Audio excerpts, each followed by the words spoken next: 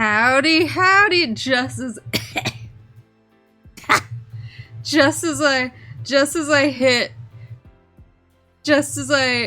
hit off of my loading screen, my friend texted me and said, "I just got home, thank you." Perfect. I don't have to go back out. You have eyebrows? Of course I have eyebrows.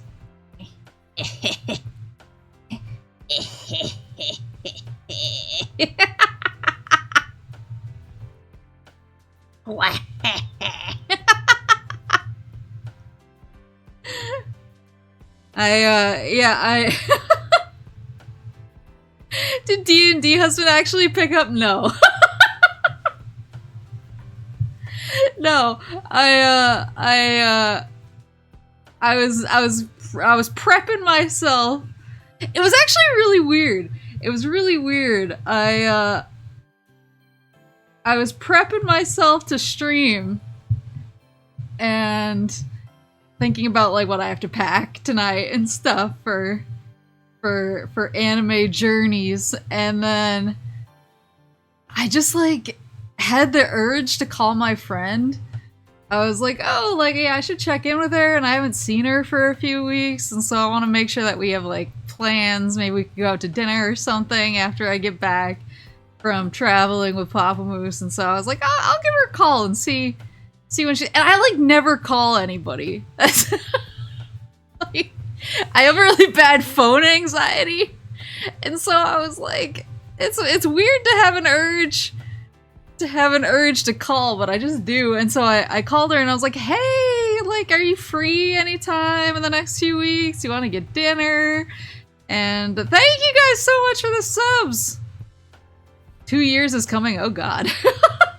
Koji, thank you for the sub. And so I what was I saying?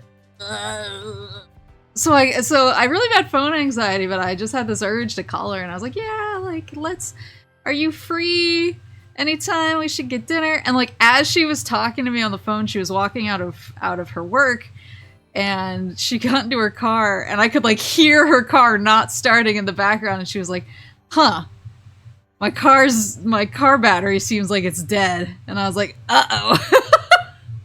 And I was like, I can come get you. And she was like, no. She's like, let me see if my husband can come get me. She was like, he's supposed to be at D&D tonight, so I don't really know if he'll pick up. She was like, but I'm gonna try. So she called him, and I guess he just wasn't picking up. And she called me back. She was like, he's not picking up. Like, what is this character dying or something? I was like, maybe. She was like, I hate to ask, can you come jump my car? And I was like, I got you. I was like, yeah, it's always something on stream nights. Something always happens. So it goes, though. Such is the way of things. And the moose of misfortune calls. That's true. Maybe I cursed her. Well, I thought it was funny because I was just like, I just happened to call her when she needed somebody to come jump her car. And I was like, did I know? Could I tell? What's cash can? Oh, cash cab? Is that when somebody gets in the back and you ask them a bunch of questions? I feel like ordinarily I would do something like that. That was the only thing, like, I would have given her a ride home, but I was also like, she needs to get to work in the morning, so she needs this car. But, like, as we were jumping the car, he actually got back to her and was like, hey, what's up? She was like, I've handled it, don't worry. My phone did not want that joke to hit. But yeah, I hope it wasn't the me curse. I feel like everything's going wrong lately. But at least it's funny. At least it makes for good, funny content, right? Have I streamed since my pipes blew up? You ever seen the show? Yeah, I was gonna say, yeah, you get in the cab, and then some dude just asks you a bunch of questions while you're on the way to your destination. You're like, oh my god. Yeah, I think I've seen I would love to be on Cat. I think I'm good at trivia. Well, sometimes. I'm good at some trivia. I actually got in trouble with Pizza Queen one time. I probably still have the picture somewhere. She was a regular at our local. There was a bar that did trivia every week, and so she was a regular, and she went to this bar's trivia every single week. She like loved it, and she invited me to go a couple times. And so I would go with her whenever I could. And there was one night where I was just feeling really sick, and I was like, man, I don't think I can make it. I don't want to get you sick. I don't want to get in with the bar. So this was like years ago. I was like, so I'm gonna sit tonight's trivia out. And she was like, well, okay. It's not the end of the world. I hope you feel better. And then later on in the night, she sent me a picture of like the trivia sheet, and that night just happened to be the bar's video game themed trivia night, like the first ever. And she was like, I hate you so much.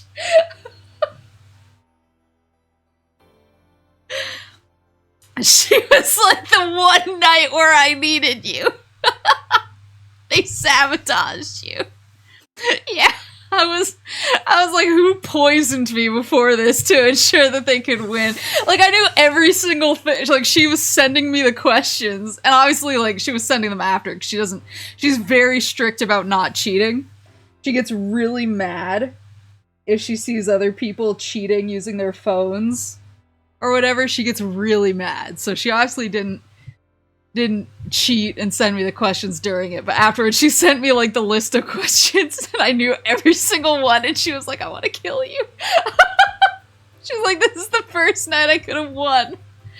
I needed you here. I've watched so many hours of boosters I cannot recognize a story Maple's gonna tell before she gets into it. Oh no. It's just, I just, you know. Anyway.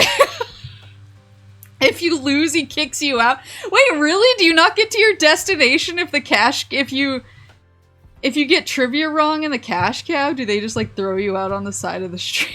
Wait, is that real? Huh?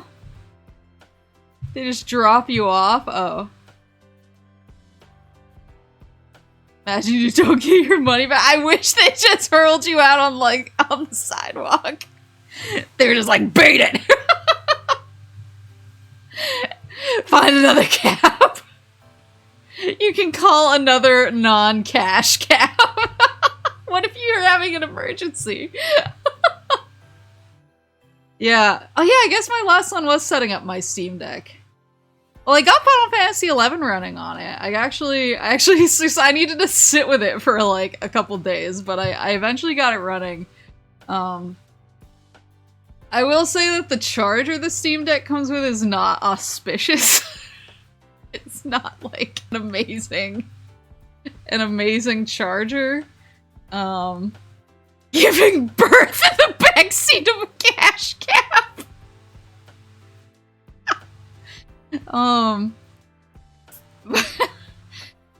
Yeah, the charger's not great, and so I was excitedly playing Final Fantasy XI, and I was trying to buy some stuff at the auction house, and Papa Moose was sitting next to me.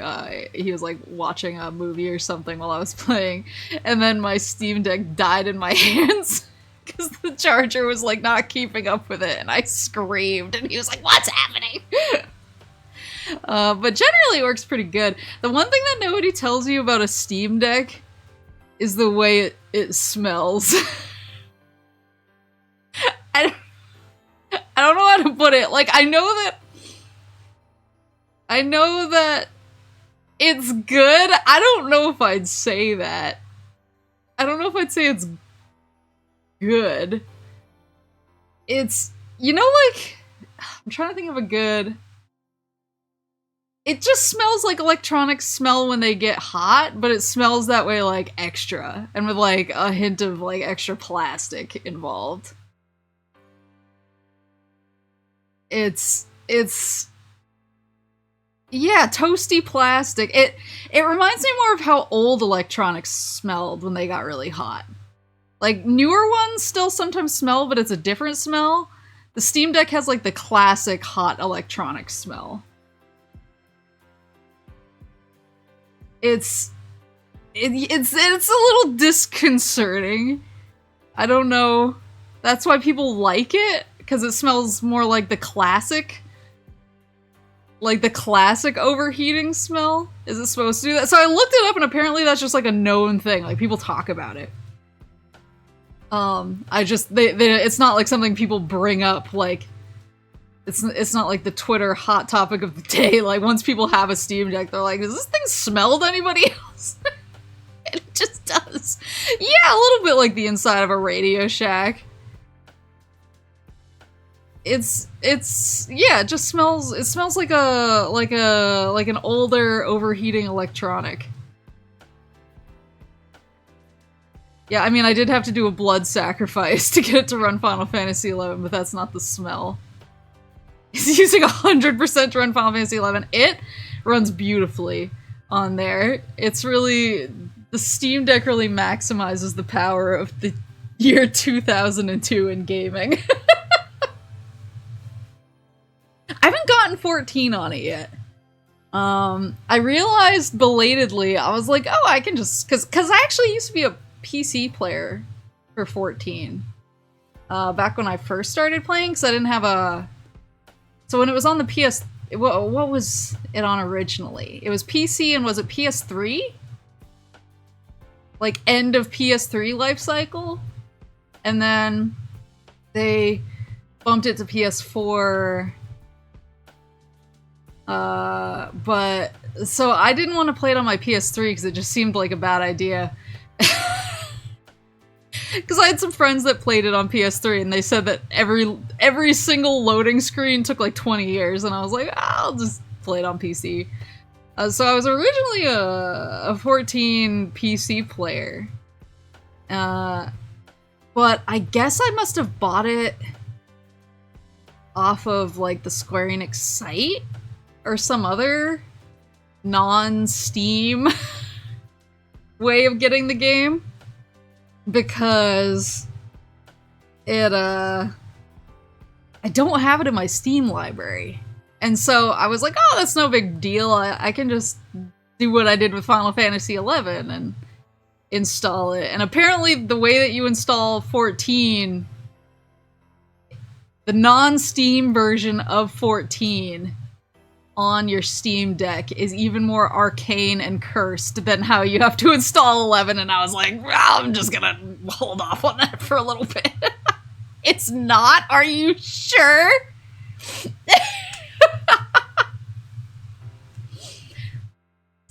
I was thinking I wanted to get it on my Steam Deck before Papa Moose and I go to the anime convention. Because I put in a bid for a house, and the lottery process ends on, I think, Friday morning when we're at the con, and I was like, how am I gonna live until I get home not knowing if I got this house? See, yeah, I just use, this sounds like suffering. I mean, in a good way. It's so worth it once it works. You just have to you have to give it all to the devil until it does. Elaborate on this. Oh, Maple, you just bought a new house. I mean, a house I can actually live in. But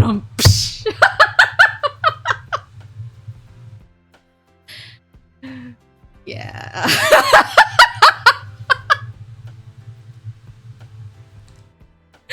It's fine. It's fine. Yeah. So I guess my last stream was setting up the Steam Deck so the pipes hadn't exploded yet. Yeah. So I'm trying to think of like. So I luckily, if the pipes had to explode, they exploded at the perfect time. Like, it sounds weird to say that, but there was a period of time where So I had some like smoke cleaner people who specialize in dealing with like smoke and water damage and specific damages like that. I had them come in and help me with, they have like a special solution that they use on walls that are really caked in smoke and nicotine and all that. And they also helped me rip up my carpets, because I was like, if I try and do this myself, it's gonna be a disaster. Like, I know you probably just like get like a corner or a side up and just pull, but I was also like, I don't really know what I'm doing. And they were really helpful. So I had them in there, and they helped me scrub the worst offending walls, including the wall that I thought was gray, and then it turns out it was like kind of a purple color. So that had already happened, and they'd helped me get all my carpet up. And so I was like, okay, like no more carpet in here, walls are clean, and I was pretty much ready for my painter like guy to help me with some of the complicated areas, where there's like what's the word, like appliances and stuff that I was afraid of painting around. I was pretty much ready to have him come in. The old guy who was like, they make paint for battleships. I was pretty much ready to have him come in, and I have a flooring guy lined up in a couple of weeks. And so I was like, okay, that's really the only two things I have left to do, and then I'll be ready to just schmoove on in there. And it was like right before the painter was supposed to come in that the pipes exploded. And I was like, you know what? Like, it sucks that they explode. I think the worst part about it was it pretty much totaled my bathroom. Well, it pretty much totaled. I have a, what's it called? A half bath? I have like a full bathroom for my bedroom, but then I have like a half bath like closer to the entrance for like guest usage. It somehow totaled both bathrooms. Even though they're like they're not like close together. It somehow totaled both of them, and it soaked an entire, like, it soaked some walls, but some walls actually dried out pretty fast. Like, I called the cleaners who had been helping me with the smoke, and I was like, I have a situation. And they were like, you know what, this sounds like it's gonna be covered by insurance, like, we'll be right there. And so they were really helpful, and they got a bunch of fans all over, like, I have like 20 fans or something, just like it looks like a jungle of fans. But yeah, so some of the walls actually dried out when they used that thingy-mabob that you put up against the wall, and it says like, beep boop, like, it's this moist, or whatever. It'll say like 28% or whatever. Like, a bunch of walls dried out and were 0%, so they were like, great, this is perfect. And then there were a few walls where they were like, this wall looks fine, and they put it on and it said 100%, and they were like, ugh! So they had to rip out those walls. Remember when I was trying to avoid having my drywall ripped out? The house was like, I will simply say no. But I think the worst thing that happened was is there a thing that says beep boop, it's this moist? Yeah, it's a moisture detector. My inspector guy used it too when he was going around checking things. But yeah, so I had some walls ripped out. Both of my bathrooms were totaled. Like, they had to take everything out of the bathroom in order to dry the floor out. And so in like what's supposed to be my bedroom, there's just a toilet just sitting there, just in the middle of the room.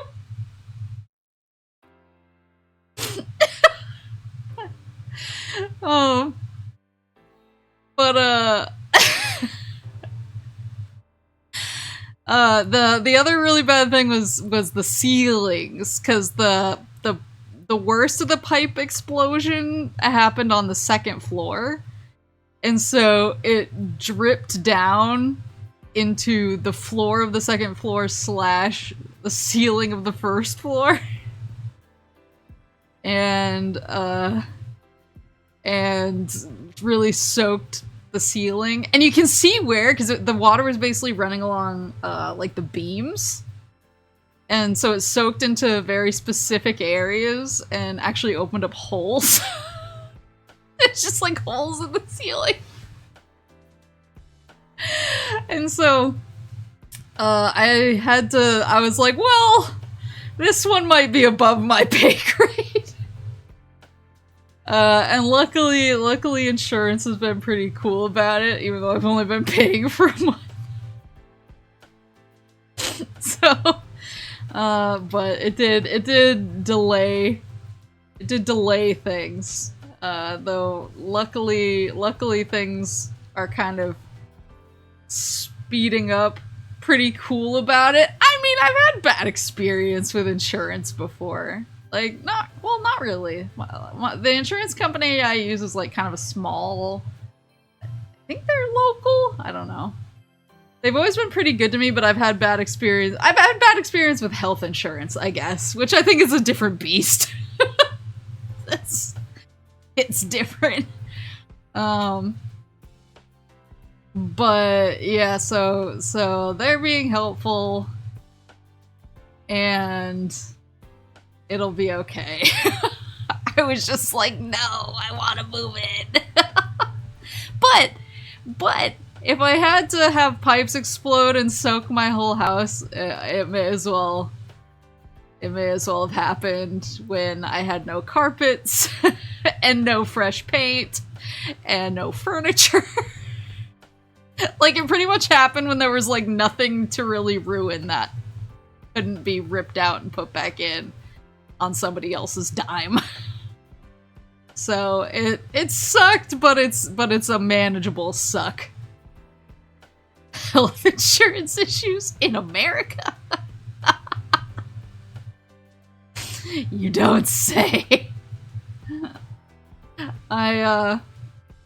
Yeah, so but it's all good. It's all good. I'm hoping, looking at my timeline, I'm hoping that like a week or two after I get back from this trip, I'll finally be able to move my stuff in, or at least start moving my stuff in, like at least get a couple of rooms moved in, like maybe like my bed.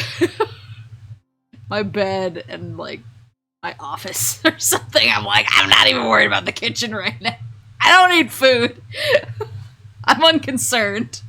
I'm unconcerned with sitting. I will eat on the floor. I will eat on the floor, and I will spend all of my time laying in bed reading or something. I don't need anything else. The bed, the pewter, the wife shrine, you're done. That is pretty much all I have. Well, that was one thing I was worried about, is actually one of the walls that got it really badly from the pipe blowing up was the closet, the wall inside the closet that I wanted to construct into my Koro shrine. And so I was like, no!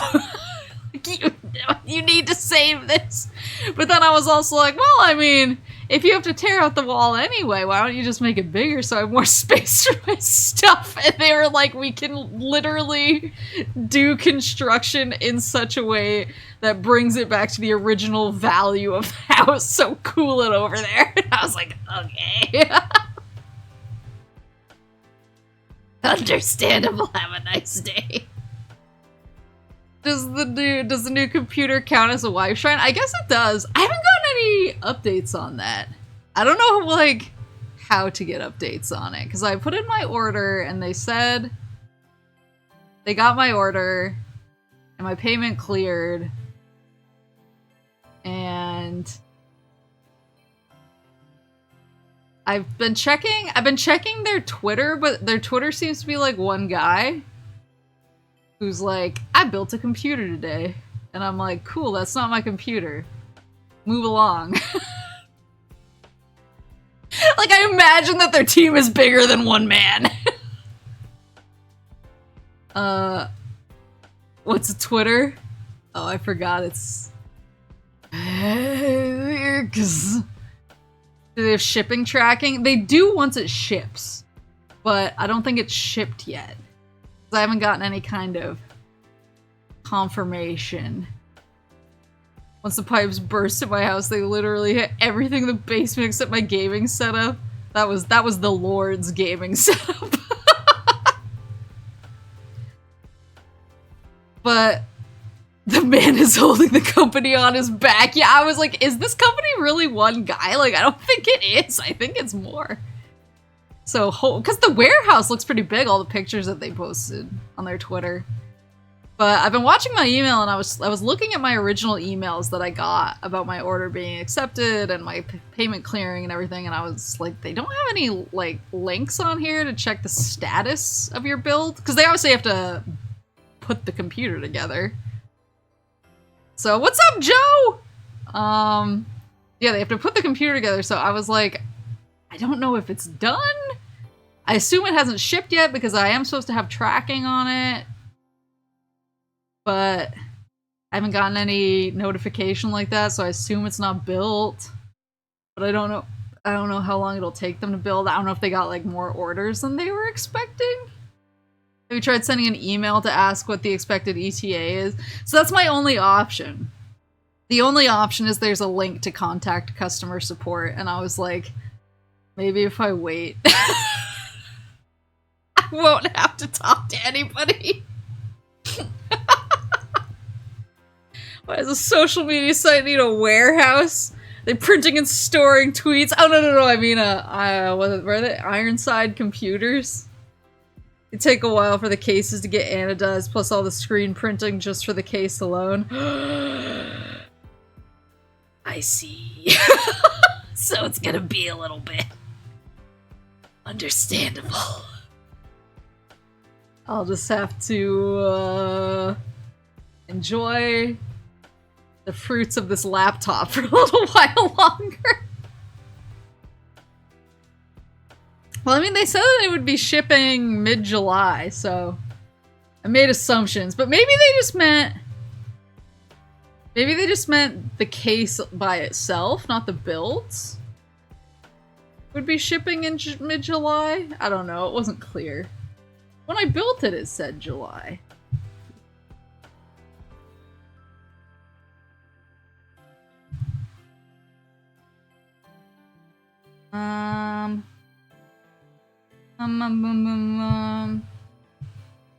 Yeah, I'm not seeing anything. Well, I'm anxious to get it, but art takes time, I understand. Masterpieces take time. I'll wait to have my wife's face on the side of a case. I can deal. I am excited because my desk came in, and I got a desk.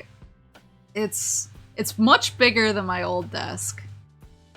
And it's an L-shaped desk this time. My old desk wasn't. It was just a little rectangle desk. And it also has multiple levels. So there's like a space for a computer tower kind of underneath the desk, but then it also has shelves on one side of the desk if you want to put stuff higher up. So it's gonna be really good to have a setup. Country girls make do. It's gonna be really good to have a setup where I don't have to, because my setup wasn't bad before, but it was a lot of swapping. Like, I really only had enough space on the desk for one console at a time. And so even if I was just swapping between like Switch for streaming and my analog dock for streaming, I had to completely take it off of the desk and put the other thing on the desk. But now I'll be able to kind of line everything up nicely, so I won't have to do like setup and tear down when I'm moving between different types of streams. And I should have a big enough area to just leave my hand cam set up. Just sitting there permanently, so it'll be a lot easier to do like opening card stuff and doing more wood burning streams where I can jab myself with the hot metal into my hand live on stream for everyone's enjoyment. Yeah, it's an L-desk and it's multi-level. The site was having a sale on desks, and like I said, my Auntie Moose and Uncle Moose got me a gift card. They were like, "Congrats!" I was like, "Thanks. I know exactly what I'm gonna use this for." I'm gonna use this so that I can stream more lazily. Did your new card shop friend get her Royal Knight deck? I don't know. I haven't been back. Basically, once the pipes blew, things started escalating. Like, my car isn't starting, so I have to keep borrowing Mama Moose or Papa Moose's cars, so I'm just car shuffling all the time, and trying to get that diagnosed and figured out was a pain in the butt. And I've had some family health stuff going on, so it's been a little hectic, so I was like, I'll go back eventually. I'll see them someday. It is a wood desk. Well, the top is wood. I think the legs, I think, might be metal. I don't know, it's not set up yet. There's syrup cam spot. That's the entire house. I'm just gonna line the house in cameras to capture every cute moment. Think you might need to get Horror of Horrors a new truck? No, never. Or a new used one? No, never. I'm gonna drive this one till it falls apart on the highway around me. I actually had a friend. I think I've told like a story or two about him. Cause he I feel like everyone has one friend who you're just like, this is a being from another realm, and I'm not sure if they're just here to like check up on us, or if there was a mistake in the whole human making process. But like he was the friend who I met him in college because he was a huge Halo fan, and I was like, oh, like I really like Halo, and so we'd play Halo together sometimes. But then when I was walking home from the library late one night, and I decided to cut through a building because it felt safer than taking the long route. And as I was cutting through, I just saw him sitting alone in an empty classroom. And keep in mind, this is at like 2 a.m. He was sitting alone in an empty classroom at a desk with just a cake in front of him. And I was like, what's going on? And so I went in and I was like, what's up with the cake, buddy? And he just looked at it, and he looked at me and he went, I don't know how I'm gonna eat all this. And I was like, do you have to? Like, I'm so confused about what I'm witnessing right now.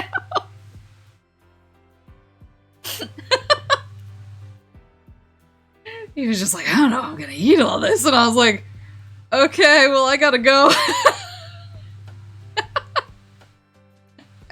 Gotta go to bed. He was high. That's the funniest part. He never even drank alcohol until like he didn't do anything until basically like right before we graduated. Then he was like, I'll give these things a shot. He was stone cold sober, I guarantee you.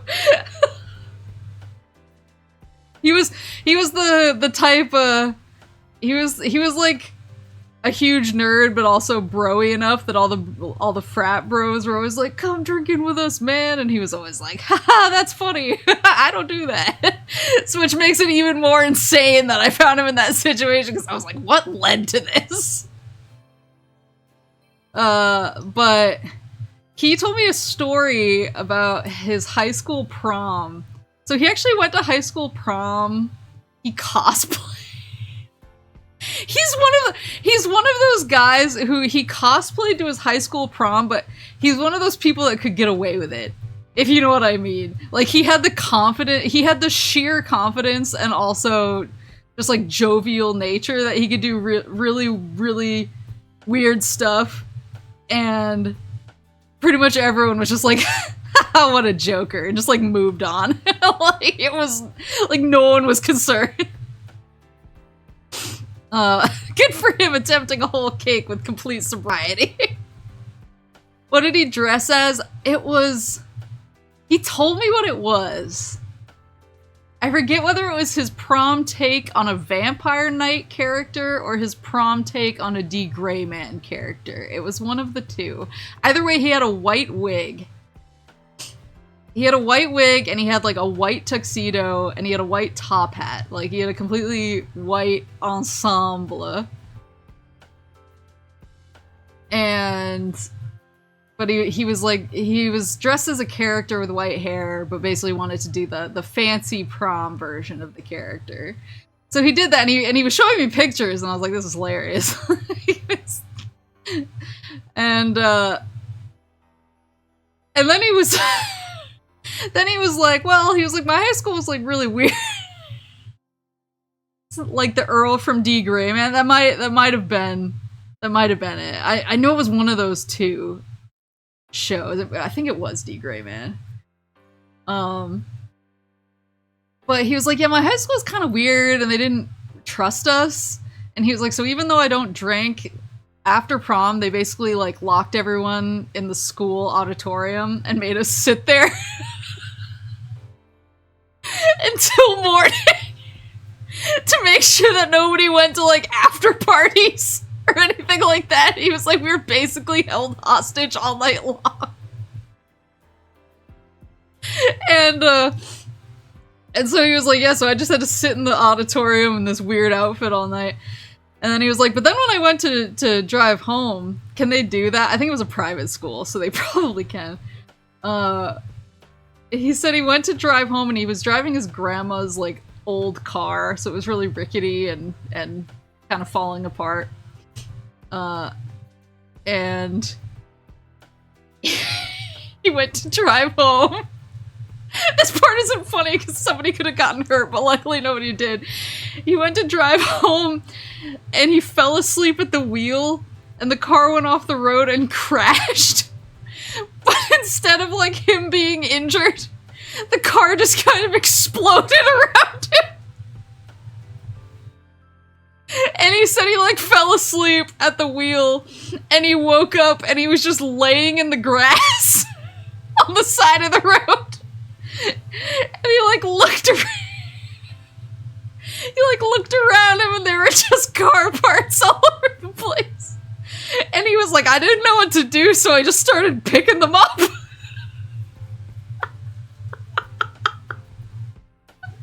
So he was, and he was from like a really small town. And so he said that everyone for like weeks was talking about how they had driven past this guy on the side of the road in a white wig and a white tuxedo, just picking up car parts of his exploded car.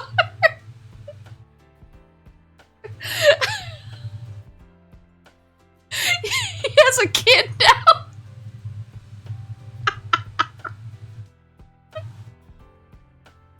Oh god. You go, King. That was pretty much my reaction to any story he told me. My first reaction was always like, what? And then my second reaction was, how are you alive? And then my third reaction was, you go, King. Dude had maxed charisma and luck. Oh god. I remember the first time he told me that story, I was like, I swear up and down to me you're lying. And then he showed me the picture of the outfit. And then he showed me the aftermath pictures of the car parts. And I was like, oh my god, it's real.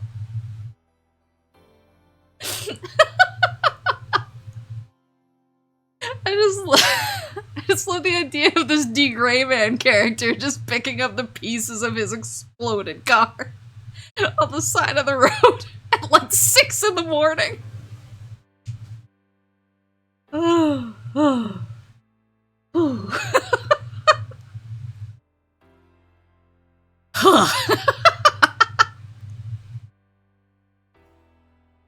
But I'm gonna drive this truck until that happens to me.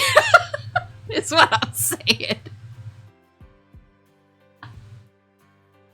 Oh, speaking of cosplay, I'm really excited to... I haven't been to an anime convention since 1 year ago. I feel like I really only go to one anymore. I used to go to a lot more. I used to actually try to hit like a few around the US, but now I feel like I have less patience for conventions that I'm not that aren't 10 out of 10 all of the time. Worst I've had while driving was when my friend's muffler dropped off on our drive to Taco Bell at midnight when my catalytic converter exploded on my way to class.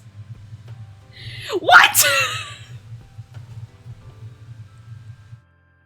Oh, I had my brakes fail one time.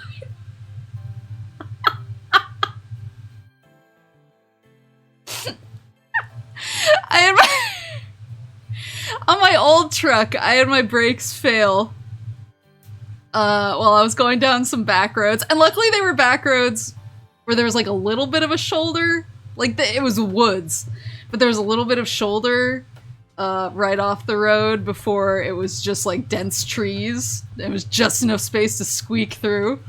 So I was flying down the back roads with no ability to stop. And I was using my e-brake to stop whenever I absolutely had to, but if a car in front of me slowed down, I just basically flew into the brush to get around them until I finally came by like a kind of big open parking lot area, so that I just coasted into it, and then I just drove in circles without touching the gas until my momentum ran out and I could stop the car.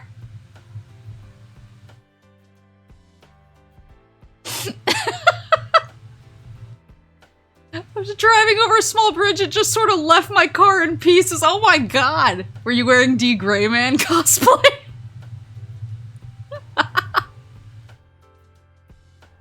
To get around them? Yeah, well, because I didn't want to crash into the back of them or whatever.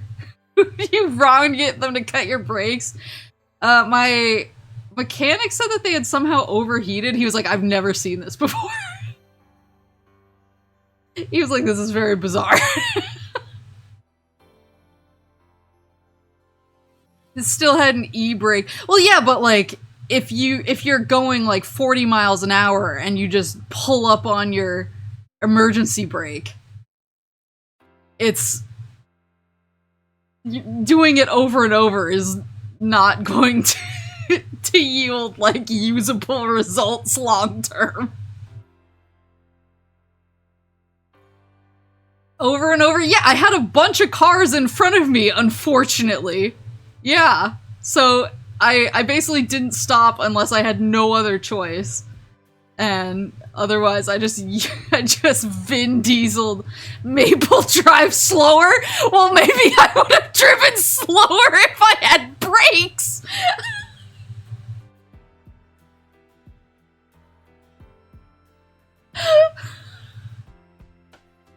It's skill issue. Like, if you're going down a hill and it speeds you up and you don't have brakes, you can't drive slower. Like, that's why I was looking for a big flat piece of land to get to so I could just drive in circles until it ran itself out. did not have places to be. That was the worst part. It was literally a, I'm free today. I guess I'll go like surprise one of my friends at work or so. I don't even remember what I was doing. It was something dumb like that. There was no, and then like halfway through the drive, I was like, uh-oh. I would simply go up a hill to slow down. Well, I'm so glad you can build hills wherever you need them. It's just chatting streams just become story time about car disasters. Well, I haven't had that many car. Oh, there was. This one didn't have like any negative effects on me. But when I was living in SoCal, and I brought my truck in for my regular like oil change and service and whatever. I dropped it off and luckily the place where I got my car, the oil change and stuff was in walking distance to my office at the time. So I was like, oh, that's perfect. I'll drop my car off and then I'll walk to work. And so I did that, and then I walked back later that evening to pick up my car, and the mechanic pulled me aside. And he looked like really disappointed. And he was like, I just wanted to let you know that inside your engine is not a safe place to store this. And he pulled out these horrifying, like, giant rusted tongs, like something that you would see in Silent Hill. Not even like tongs, they were like these weird little like, they were like sharp tongs, and I was like, those aren't mine. I was like, why would you think those were mine? And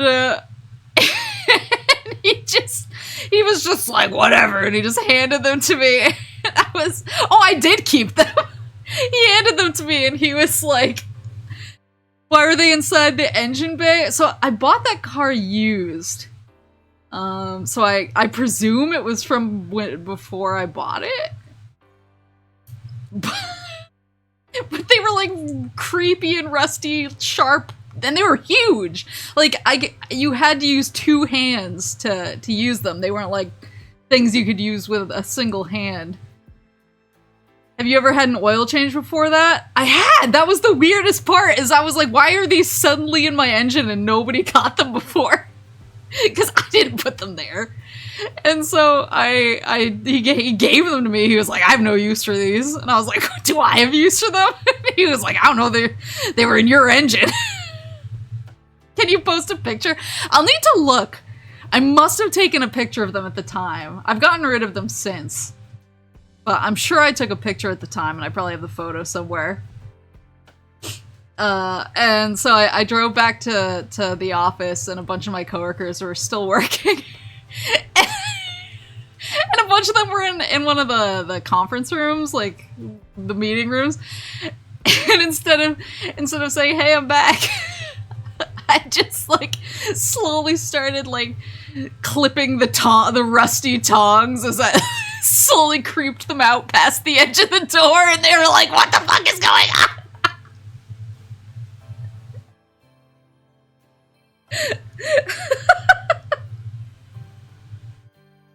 Rule number 1 of adventure games: never get rid of key items until you find their use.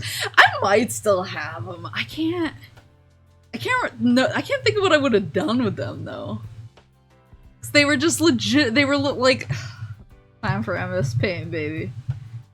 It's time for paint, baby. Where's the paint? One fear. Yeah, they were just like, who's there?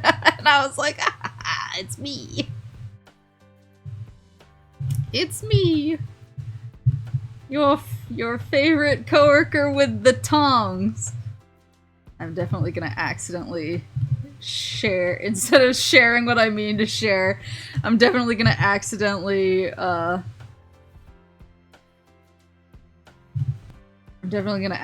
share my Word doc full of the Avatar Weiss deck that I really want to build. I'm gonna be like, no, nobody look. There we go. Nobody look at my deck until I can beat people up with it.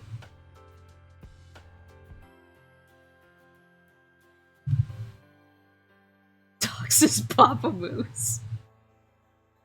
He's gonna dox himself this weekend.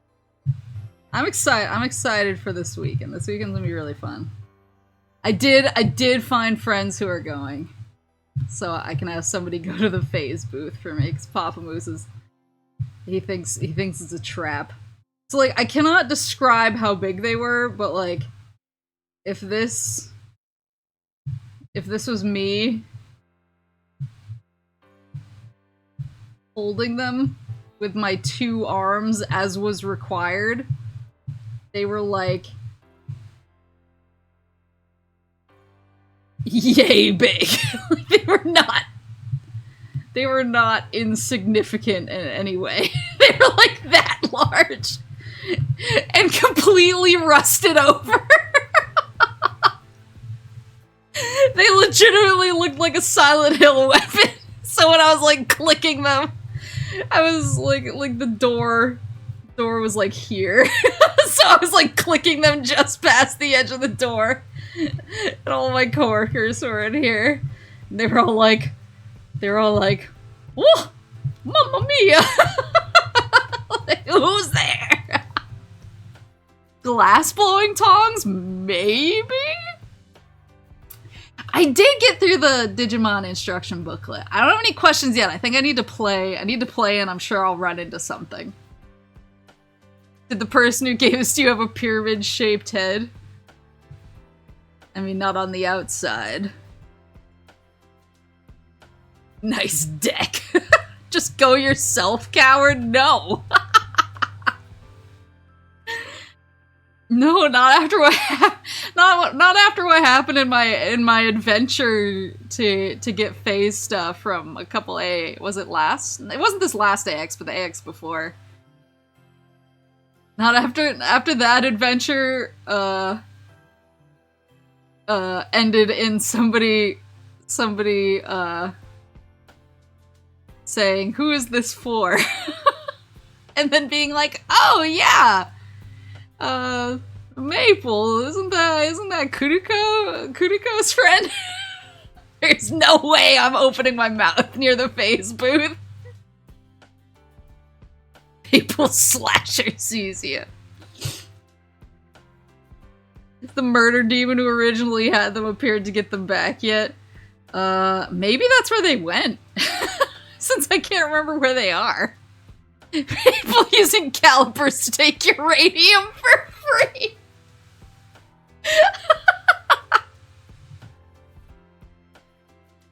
That is, they are a bonus item. Yeah, no, the antlers don't come off, so they would never be able to see that. Yeah, I will not be, like, I might walk past the phase booth, but I'm gonna shut the fuck up when I do, you know what I mean? Like, I'm gonna be real quiet. Cause even if I didn't, it's just the risk is too high. Like, there has to have been someone who like, I don't know, watched one of the Min's Kids collabs or something like that. What if you changed your voice? Would that work? I'm not really good at changing my voice. I don't know. How about this? Does this sound better? Does this sound sufficiently different?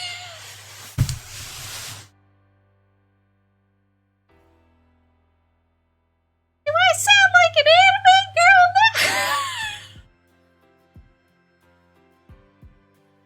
I'm not good at changing my voice. Whenever I hear people with, like, crazy vocal ranges, I'm like, how? Like, I got one voice. Do a bad Australian accent. The perfect voice. Try deeper. How about this?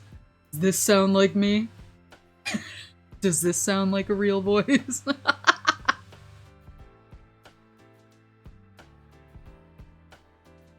It picked up really hard on my speakers, I'm sorry. Show up in a face mask and sunglasses.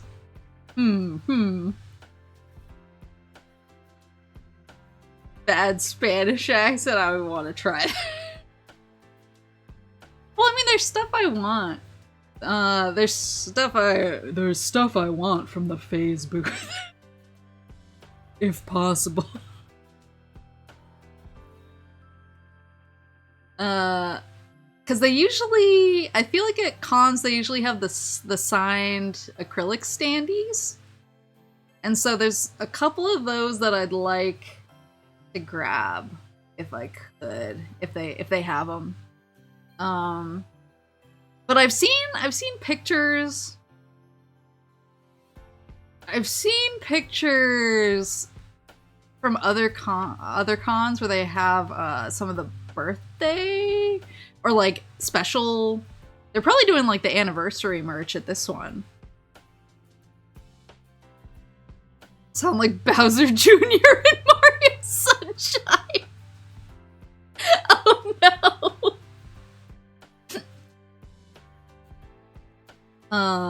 Anniversary might not be made yet. Oh, that's a fair point.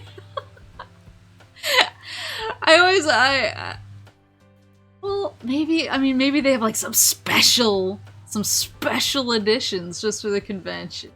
I'm probably dreaming too big. But I've seen like basically some extras that they have of birthday merch and pictures. And they have the prints there. They have prints at the table. I definitely see those. I really like some of those. And so there's definitely stuff I want, but I'm probably gonna have to do it in in phases.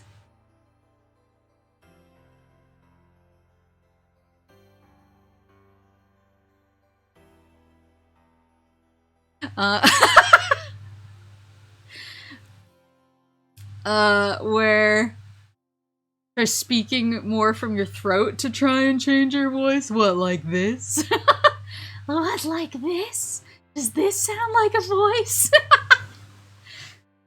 You're so funny, thank you. I know. Legends say you can summon the Fishman when you look in the mirror and say, "Where's my coffee, Fishman?" 3 times. Okay, Bullwinkle. What, this one sounds nice? I don't even know if I'm doing the same one.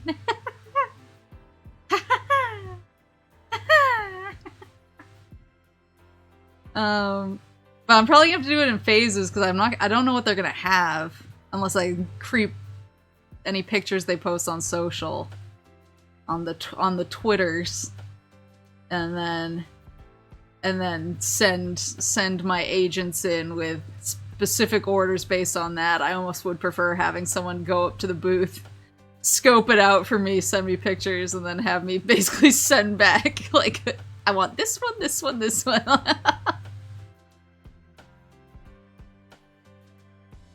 They will have Phase Connect themed merch. Ah, yes, I see. Very good. Yeah, day one is always... It's so funny, because I always say, oh, I'm not gonna go to the dealer's room or Artist Alley too early on day one. I'm gonna wait for it to calm down a little, and then I always wind up in there, like, first thing, and I'm like, what am I doing? I can't stay away. But I do want some stuff. I have a list of things I would like to get if they have them at the booth. So, I'm hoping that they have some of the stuff I want and I can get my minions to act on my behalf, because Papa Moose is suspicious of my motives. I think he would stand out a lot too. I think if like anyone even close to this conversation saw him there, they would be like, I know who that is.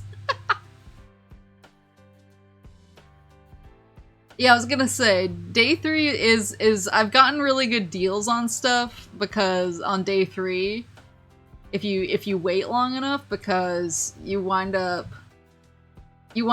hitting a critical mass of a bunch of dealers who are like, I don't want to have to pack all this shit up and take it home.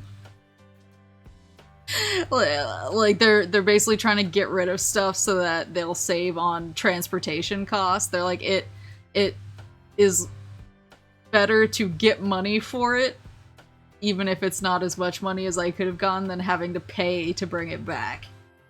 I've gotten that a couple of times. What if they sell out of what you like? Well, if I think it's something that's gonna sell out, then I just go in as soon as I see it on day one. But then, usually you can kind of tell if something is going fast. Imagine if a day came where you go down to Artist Alley and see yourself. I would be like, was it last year? I think it was last year. I saw a Pika print, or maybe it was the year before that. I saw a Pika print in there for the first time, and I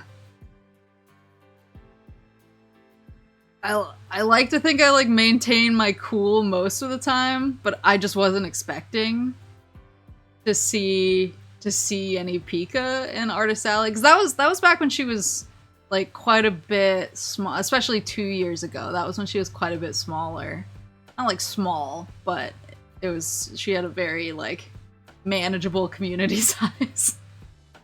And so when I saw it was actually a sticker of her, I like gasped really loud and ran to it, and I was just like, oh god.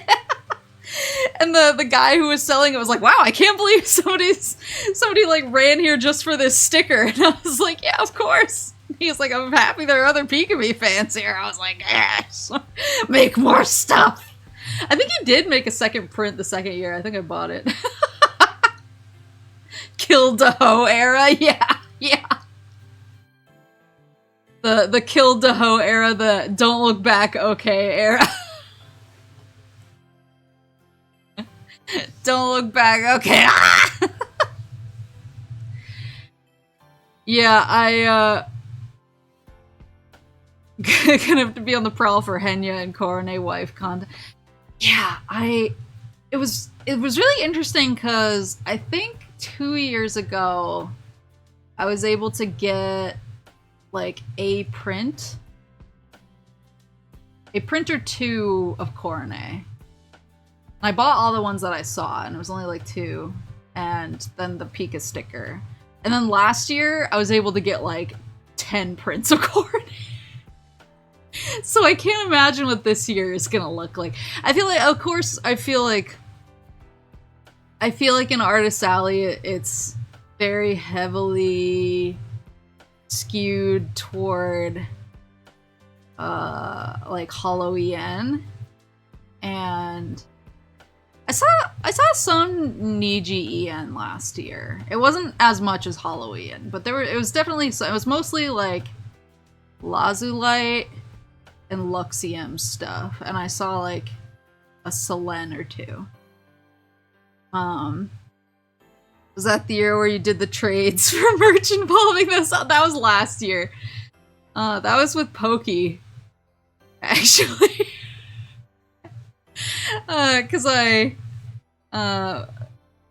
me and Papa Moose were standing at her booth admiring I was admiring all of her Hololive art, and I was trying to explain to Papa Moose like who each of the girls were and like kind of what their shtick was, and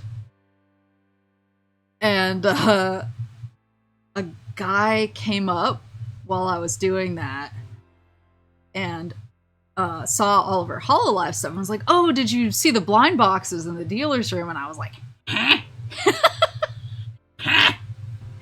And I was like, can you tell me what booth those are at? And she seemed really sad. She was like, oh, I wasn't, like, I can't leave my booth. Like, I want those blind boxes, but I can't leave my booth. And that's when I ran to the table that he told me they were at, like Terminator running. And I grabbed them, and then I brought I asked her who Hiroshi was, and she said it was Korone, and I was like, Koroneski, together strong. And I brought back any doubles I had, and I bartered them with her for pretty hollow EN prints. So that was really fun.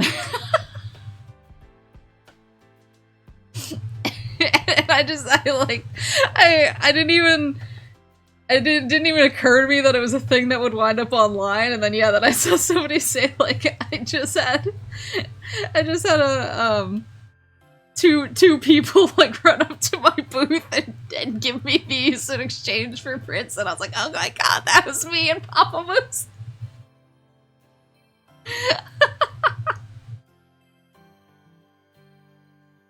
But there was a lot of stuff last year. Like last year they had pillows and keychains and of course prints.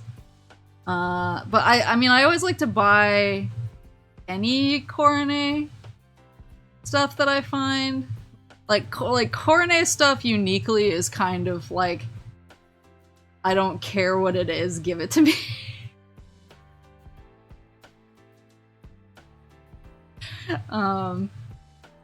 But there was a lot, like, I'm trying to think of how to put it. I'm kind of picky when it comes to other stuff. Like, I'm really picky, especially in Artist Alley, because I actually tend to put a lot of the art up on my walls.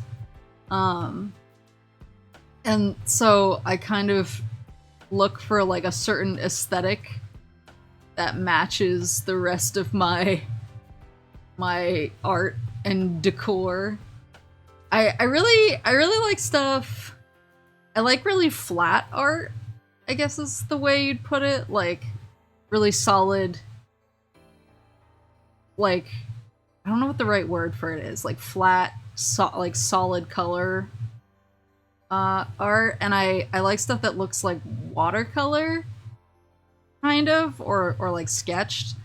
I like stuff that looks either really deliberately flat or stuff that looks really analog, I guess is what I'm... So stuff that's more like what you think of as kind of anime key art, I don't tend to go for that type of stuff. But like if it's Korone, I will. Like in that case, I'm like, I don't care what it looks like. But I'm really picky on non-Korone art. But that kind of bit me in the ass last year because it felt like all of the Hollow EN artists somehow just knew what style I liked. And so every time I'd see a Hollow EN print, I was like, damn it! That's the style I like. No, do I need to get it? What anime you're waiting for? Oh, I'm going to an anime convention this weekend. I'm going tomorrow, even though it doesn't start tomorrow. I don't think it starts. I think they have like pre-con entertainment, but I never go to it. I sit in the hotel room and play video games. How many prints did you buy at that convention? I have a picture. I have to go pretty far back in Twitter for it, but I definitely have a picture. Don't touch your face there, thank you. Understandable.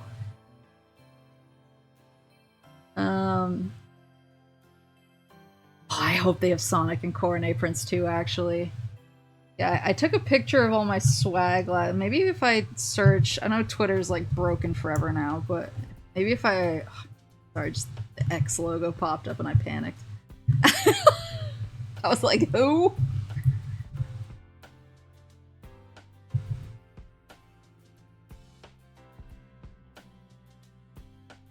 OG, why are you posting potatoes in a bottle?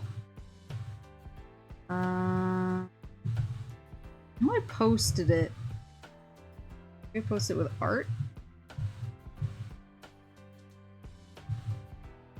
because I posted it with something along the lines of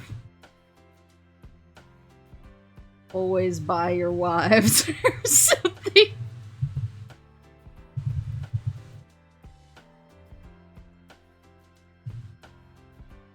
Maybe I need to look for photos?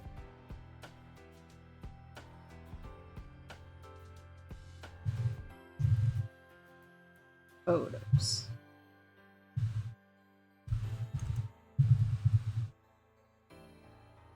Oh, I found it!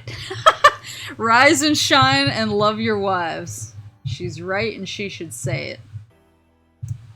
By she, I mean me.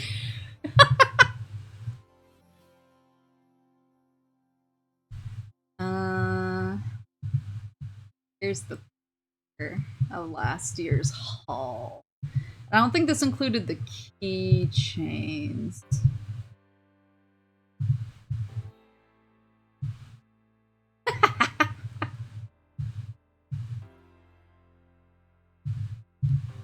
So there's 1, 2, 3, 4, 5, 6, 7, 8.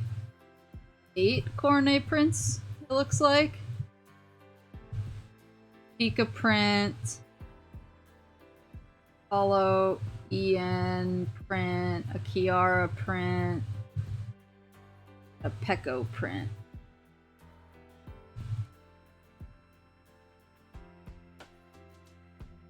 A restrained batch.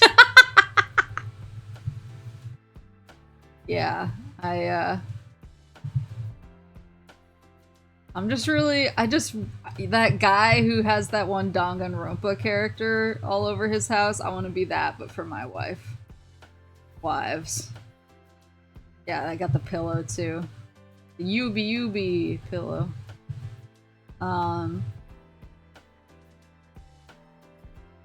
I love all of them. They're all angels. I see a coronet and I buy. Simple as. I think this was actually before... Love that Hollow EN print up at the upper left. Love that a lot. But then I got keychains, which I showed on stream later. I got a bunch of like coronet and Okayu and Picora. A few Hollow EN keychains too. But I mean, the problem is, and I'm not blaming them because they're smart, but sometimes when I'm at like a booth in Artist Alley, they'll have a deal that's like, buy 2 prints, get a 3rd free, and I'm like, well, why wouldn't I buy 2 prints? And so I always wind up with way more than I intend to. Or sometimes they'll have like 2 pictures that I really want, and I don't really know what to do for a 3rd one. And that's what happens with the keychains. The keychains have the same thing. The keychains are like 1 is 15, but like you can get 4 for 30 or something like that. And I'm like, that's a ridiculous deal. I love deals. Do that with t-shirts? Yeah. And I mean, so I usually wear like a little backpack to carry around like my phone and my wallet and maybe a bottle of water and like a gaming console to play, usually like 3DS or Vita or something, to play while I'm waiting in line for popular stuff. And so when I buy keychains, I just wind up clipping them to my backpack until it's just like covered by the end of the convention. I'm just like sloshing around with plastic noises all over the place.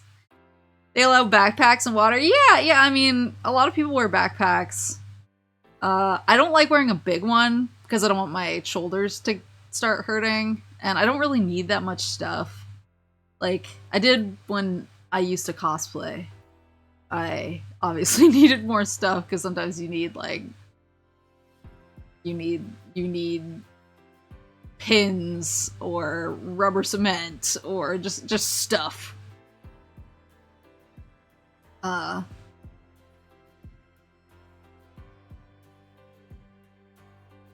Oh yeah, street pass tags. I actually still sometimes will get street pass tags. Well, that's the other thing about having a backpack is it's good for holding all the keychains I buy, and prints aren't that hard to carry around because they're light. And then if I wind up buying anything that's more of a knick-knack, like the blind boxes, like I have a place to put them and I don't have to lug them around everywhere. I still get street passes sometimes, actually.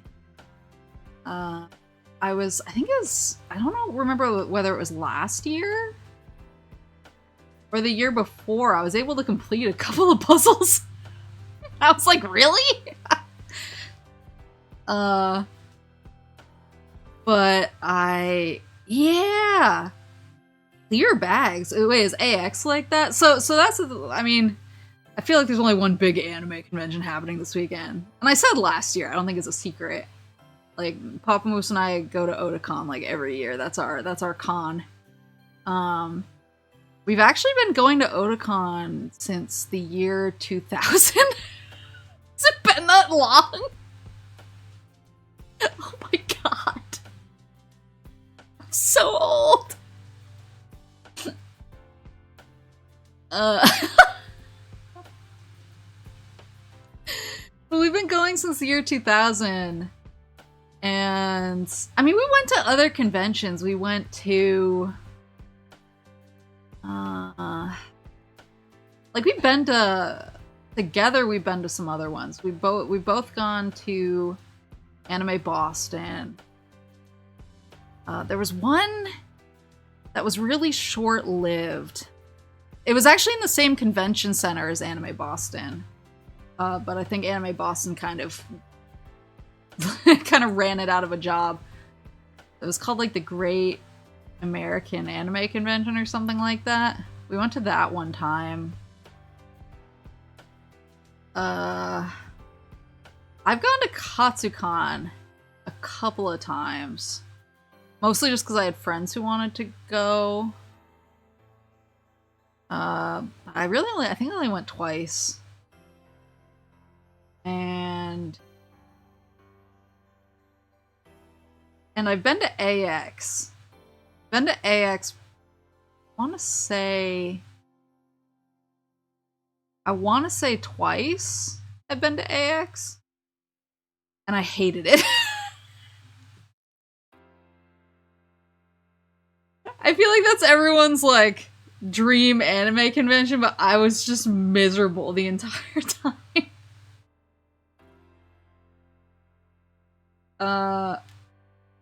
I've always liked Anime Boston.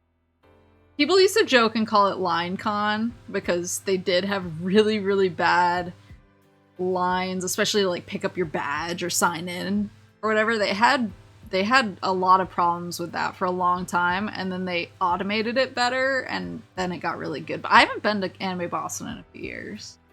It always sneaks up on me. The problem with Anime Boston was that there were a couple of years where Anime Boston and PAX East wound up getting scheduled on the same weekend. And I was forced to choose, and more of my friends wanted to go to PAX East. And I just was like, yeah, I want to, like, I've been to Anime Boston, you know, a bunch of times in my life, and PAX East was something I hadn't done as much, so I wound up going to PAX East. And so I missed it for a bunch of years, and then I just kind of almost forgot about it, and so it was hard to get back in the swing. It was hard to, like, plan for it after that. I haven't been to PAX East since before the end times. I've told this story how I was at the last PAX East before everything shut down, and everyone had, like, hand sanitizer out at their booths, and were looking kind of nervous. Like, all the Japanese guests canceled, and we were like, is this gonna be a big deal? Then, like, a week later, we were all like, oh my god. Yeah, I love PAX East. I've only been to PAX West once, and it was fine. I think I don't like the Seattle Convention Center, because it's really really vertical. So it was really hard for me to navigate because I was like, what floor am I on? A RetroCon. Isn't MagFest a retro? Is MagFest still around? Isn't that a RetroCon? I've never been to MagFest. I know a lot of people who go to it, but I never. I guess I struggled to figure out what I would do if I was there. Like PAX East, I was like, I always had kind of a goal. I was like, I want to visit this booth, check out this thing, and just whoa! Sorry, a giant frog just jumped on the window. Hi, buddy. You're huge. My God. He's so big.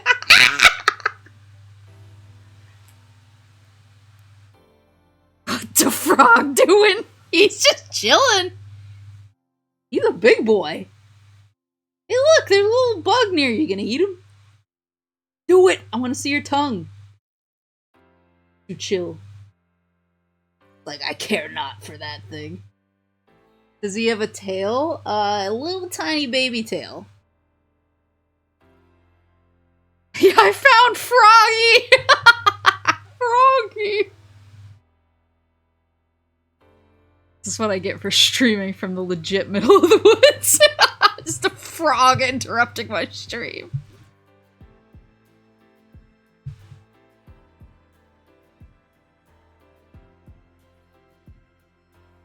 Maple, it's 6 floors. That's taller than any other convention center I've ever been in. MagFest is still around. It's a chiptune con? Yeah, I've heard that the dealers at MagFest are really good because they have a lot of retro. They have a lot of retro, like, specific.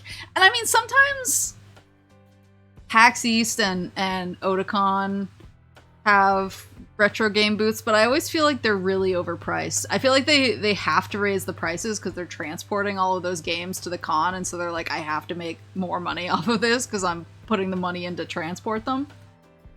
But that just makes me want to wait. Yeah, like 6 floors is so tall. Because when I started going to Otakon in 2000, it was still in Baltimore. So Otakon was in Baltimore. I forgot what year it stopped being in Baltimore. Was it 2016? 2017? Can't remember. But basically, it was at the Baltimore Convention Center, the BCC, for a long time. And so when I started going to Otakon in 2000, it was there. And I think there's 3 floors at the BCC. And the layout's pretty understandable. It was pretty clean. And it was a nice, like, inside the convention center, it's really nice. There are a few incidents outside the convention center, but I don't think any of them were super tragic or anything. There was one instance where there just happened to be, like, a martial arts expert who was attending Otakon, and somebody tried to mug him, and he just beat the ever-living shit out of the guy with his martial arts. But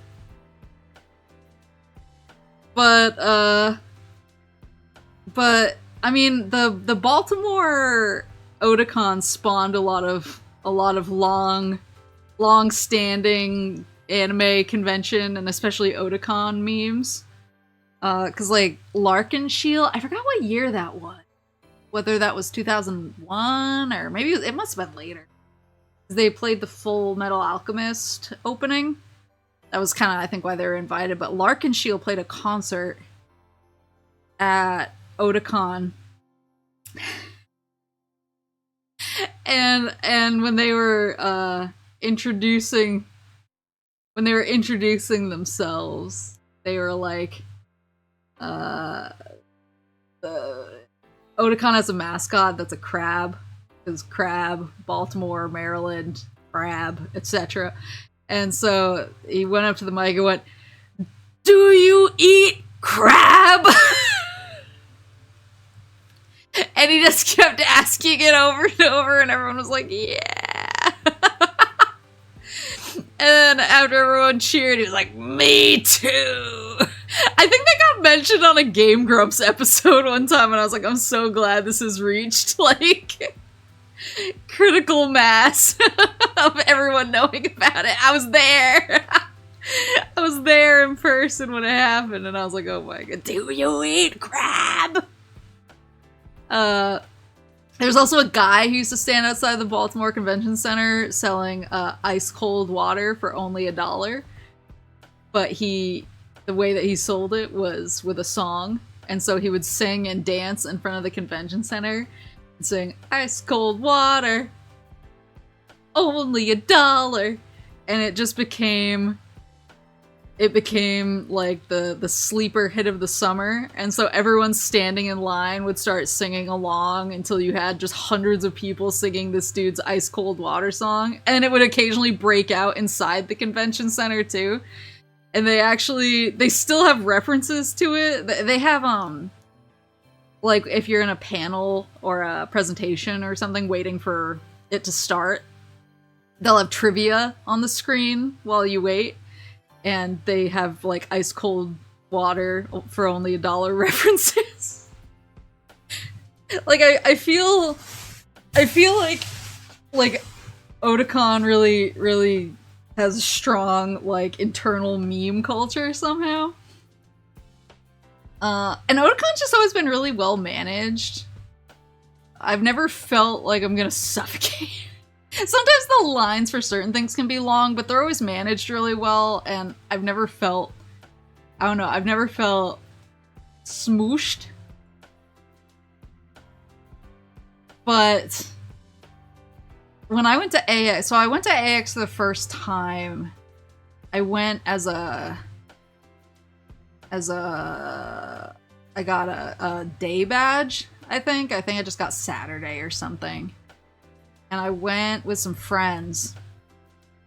And we waited in line for an insanely long time in the super hot SoCal LA sun. And roasted alive, waiting. And then when we finally got inside, there was lines to get into everything, and most of the lines went back outside.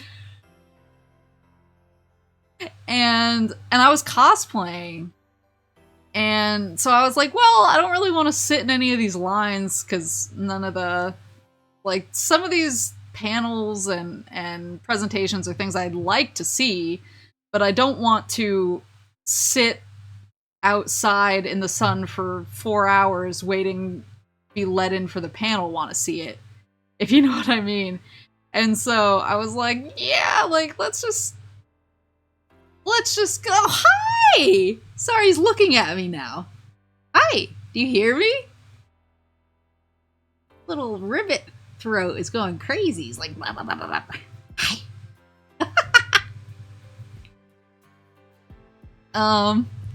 Hold on. I think I can get a picture of him. He's so cute.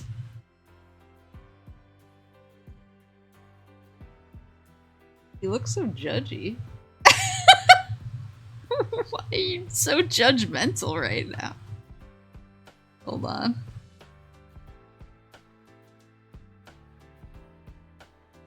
Why so judgy? Oh, I guess I can post it to Discord and then pull it from there.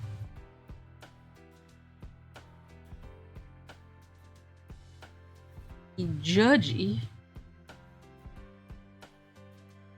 Go bring him inside!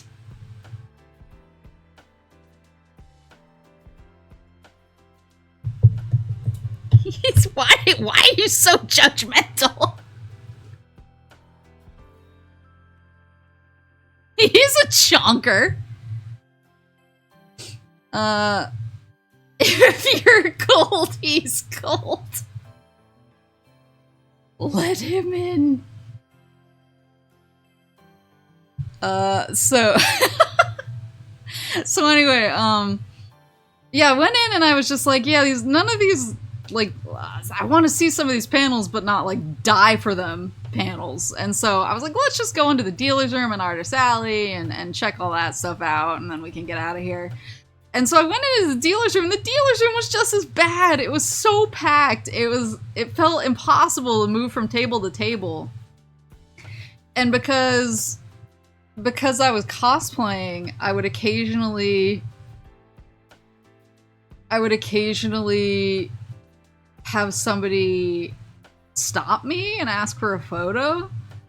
And so I would try and move out of the way so that they could get a photo and we wouldn't be like in other people's way who were trying to buy stuff. And the AX staff were so mean. They were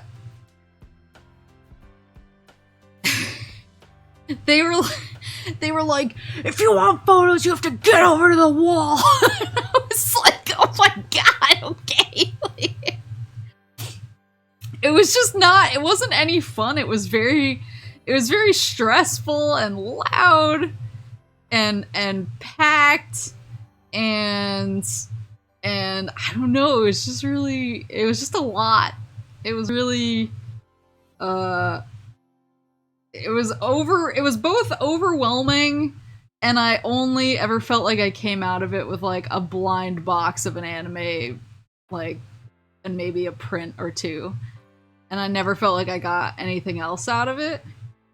Or at least that time that I went, I was like, that was kind of not worth my time, because I couldn't get into anything except for the dealer's room, and that sucked. And so then the next year, I actually got an industry pass, because one of the AX like reps actually stopped in at our booth during E3 and was like, oh yeah, like if any of you want to come to AX, just hit me up with this email and I'll hook you up with a sweet industry pass. And I was like, hell yeah, I'm taking advantage of that. So I got an industry pass, which let me jump the initial line, so I got to just walk in. I didn't have to stand out in the sun to actually get into the building. But then once I was in the building, I was like, okay, now what? I was like, I know that there's panels, but again, every panel has like a huge line, and the line goes forever and sometimes goes outside, which I specifically scammed my way into this badge to avoid. And if I go into the dealer's room, it's like, it was basically just a shopping trip for me. It felt like I didn't really get to do anything other than shop and get yelled at for shopping. And so I just didn't go back after that. Like, I probably could have gotten industry badges the next couple of years, and I had friends ask me to go, and I was just like, no. Like, I have no interest in AX anymore. AX sucks. Like, I know that that's where, like, all the big industry names go, and that's where a bunch of announcements happen, and there's lots of cool stuff to see there, but it just, I don't know. It just, like, it didn't do it for me. Like, I think what I like to go to anime cons. I think I'm definitely, like, a early to mid-2000s anime con goer. Like, I like to go to fun shows that I am curious about but haven't gotten around to watching. I like going to doofy panels put on by a bunch of nerds. And I just like kind of chilling and not having to worry too much about being part of the inside-esque human blob that the LA Fire Marshal wants to be rid of. Like, it was just like, this holds no interest. Like, Otakon's always like pretty, by anime convention standards, I mean, people always get crazy. Like, there's always the rave and people are loud on Saturday and but I've never felt smooshed. I've never felt claustrophobic. AX felt really claustrophobic to me both times that I went. And I heard that the years after the second time I went, it was a lot worse. And I was like, how? Like, I don't know how you could be worse. I already felt like I couldn't breathe at the first two. Was people stopping you for pictures one of the reasons you stopped cosplaying? No, I didn't mind that. I never mind people taking pictures. I feel like that's part of the experience, is when somebody gets really excited to see you as a character that they really like, and they're just like really jazzed about, and they're like, "Oh my god, I love so and so." That's like a really like like they like the same character I like, and they thought that I looked enough like her to stop me to take a photo. Like, that's always exciting. I feel like it feels like a compliment that you're able to convey the character in such a way that gets other fans like excited to see them in real life. The one thing that always kind of made me a little crazy when I would cosplay is sometimes you get role players. And I get that some people who cosplay are actually into that. Because, I mean, obviously, I feel like every con has a LARP now that you can sign up for. I feel like LARPing at cons is pretty ubiquitous. But that was never really my thing. And so I was kind of like, I'm me, but I'm... Oh, Moose is yelling for her cat. I don't know if you can hear her. But yeah, I was like, I'm me, but I happen to be, I'm just a moose, but I happen to be dressed as a character that I really love from a series I really love. And some people just do not have, they're like, I am this character and you are this character because you were in those clothes and I'm going to treat you as such. And so I would always have people come up to me and ask me weird questions. Like in-character questions. Or like try and duel me if I was a character with a weapon, and I was like, I'm not here for this. I'm too awkward for this.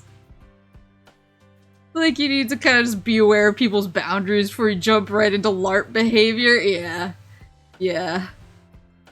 I mean, like, I'm very guilty of if I see a cosplayer for something I'm really excited about, I'll like call out to them by name, but that's usually just because I want a picture of them. But I'll never, like, treat them like they are the character. And there are people who do that. Like, there are definitely people who are like, you are this now. You're like, I'm not.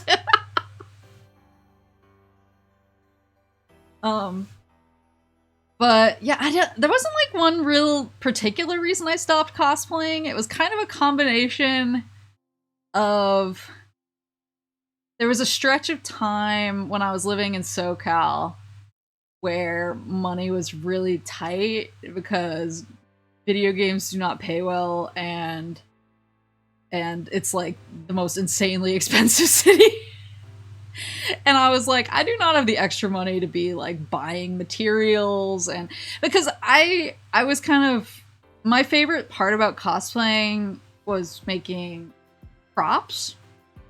Whether it was like weapons or armor pieces or accessories or so, anything that I could basically carve out of foam and then do some other stuff to make it look fancy and real. That was my favorite part, but that was kind of expensive. And I was like, I don't want to just be a girl. I just don't want to be like, any character that I wanted to cosplay usually had a weapon, and I didn't want to just be like the girl without her weapon. It didn't feel like the complete costume to me. And so I was like, I'll hold off until I have more money. And then it was kind of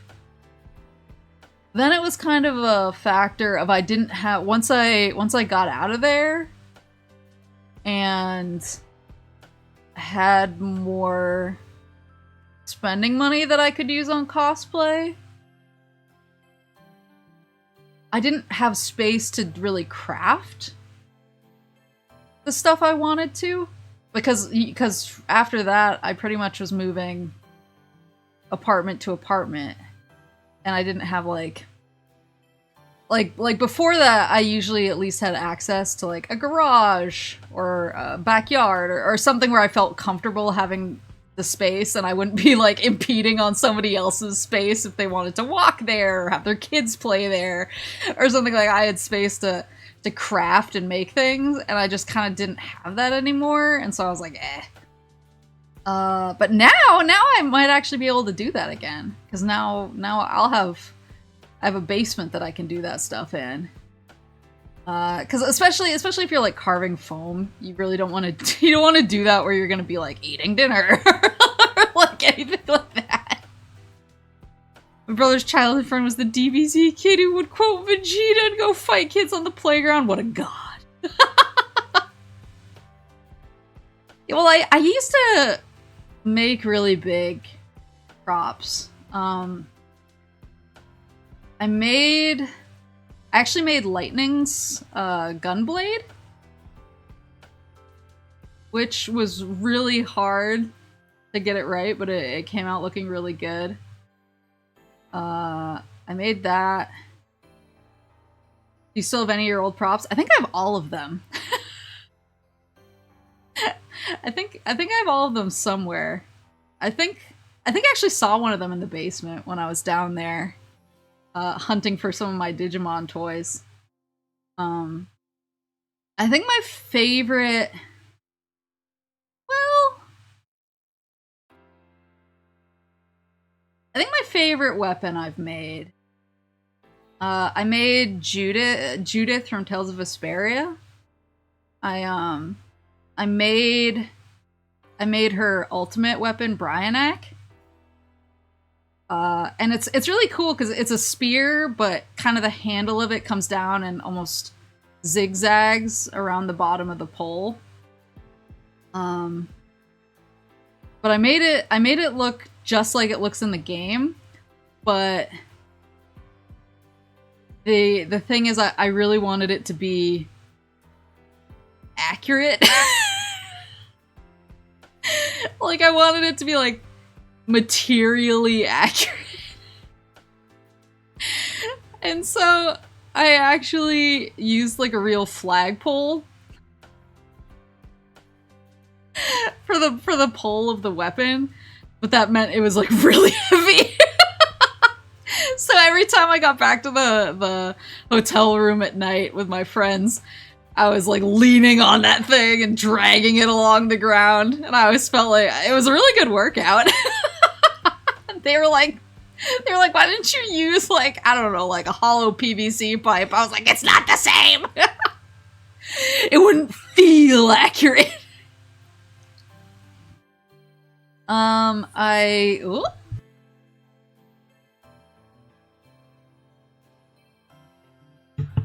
Oh, hi, honey.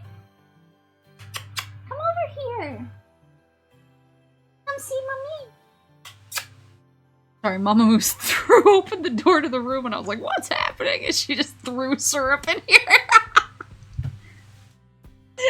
I was like, does she know I'm streaming? And then I was like, oh, it's a guest.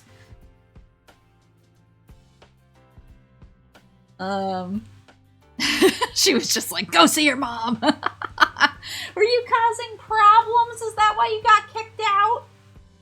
Oh, always. I made Juliet's. Maybe I didn't make that one. I think I made part of it. I made part of Juliet's chainsaw. From Lollipop Chainsaw. I had to have somebody do some of the carpentry for the body of it, because that was like beyond my skill level. Trying to think of... Oh, I made... I did Final Fantasy 11 cosplay one time. Oh, I was never... So back in the day, before you could level like every job pretty easily, and you only had one or two jobs, I was mainly a white mage and a summoner. But like all of my friends were samurais. I don't know how, they just all were. And so kind of as a joke, I cosplayed as a samurai, as a Mithra samurai. And this was like back before, this was back when 75 was the level cap, and so good weapon skill gear tended to be like Kieran's body armor, and everyone used the Hagen katana. So I made a Hagen, and I think that's still in the basement. It's really big. But I wanted to use real metal for my Kieran's armor. And because the body piece is cloth, but it has like shoulder plates that are metal, and I really wanted it to be real metal and not fake metal, so I went to like a Home Depot or a Lowe's or something, and I couldn't find anything that looked good enough, and then I actually found some metal roofing shingles. And I basically sat and like, I sat there and I kind of measured them out until I figured out how many I needed.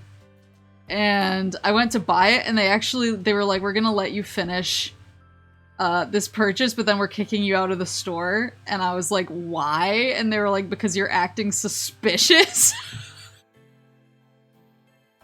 Because I was just buying like handfuls of like roofing shingles and nothing else. I was like, come on. It was super rude. But then I went over my friend's dad was like a mechanical engineer, and I used his bolt gun to bolt all of the shingles together into cool looking shoulder plates, and I made kind of a, almost like football players have, I made like a thing that goes across your shoulders to hold them steady and give them some support while I wore the rest of the cloth body. That cosplay was actually really fun. It was like it wasn't my best because I was wearing roofing shingles on my shoulders, but it looked really good. We don't believe you own a roof. I don't think I did at that point. Yeah, I think I have Hagen downstairs somewhere, the big Final Fantasy XI sword.